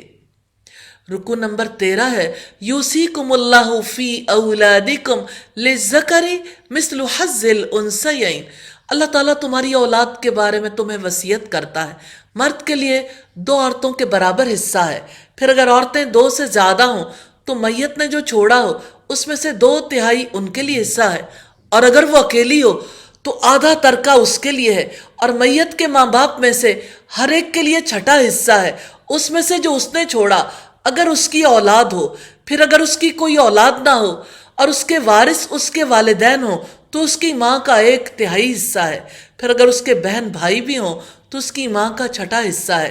اس وصیت کے بعد جو وہ کر جائے یا قرض کے بعد تمہارے باپ ہوں یا تمہارے بیٹے، تم نہیں جانتے کہ ان میں سے نفع پہنچانے میں تمہارے زیادہ قریب کون ہے.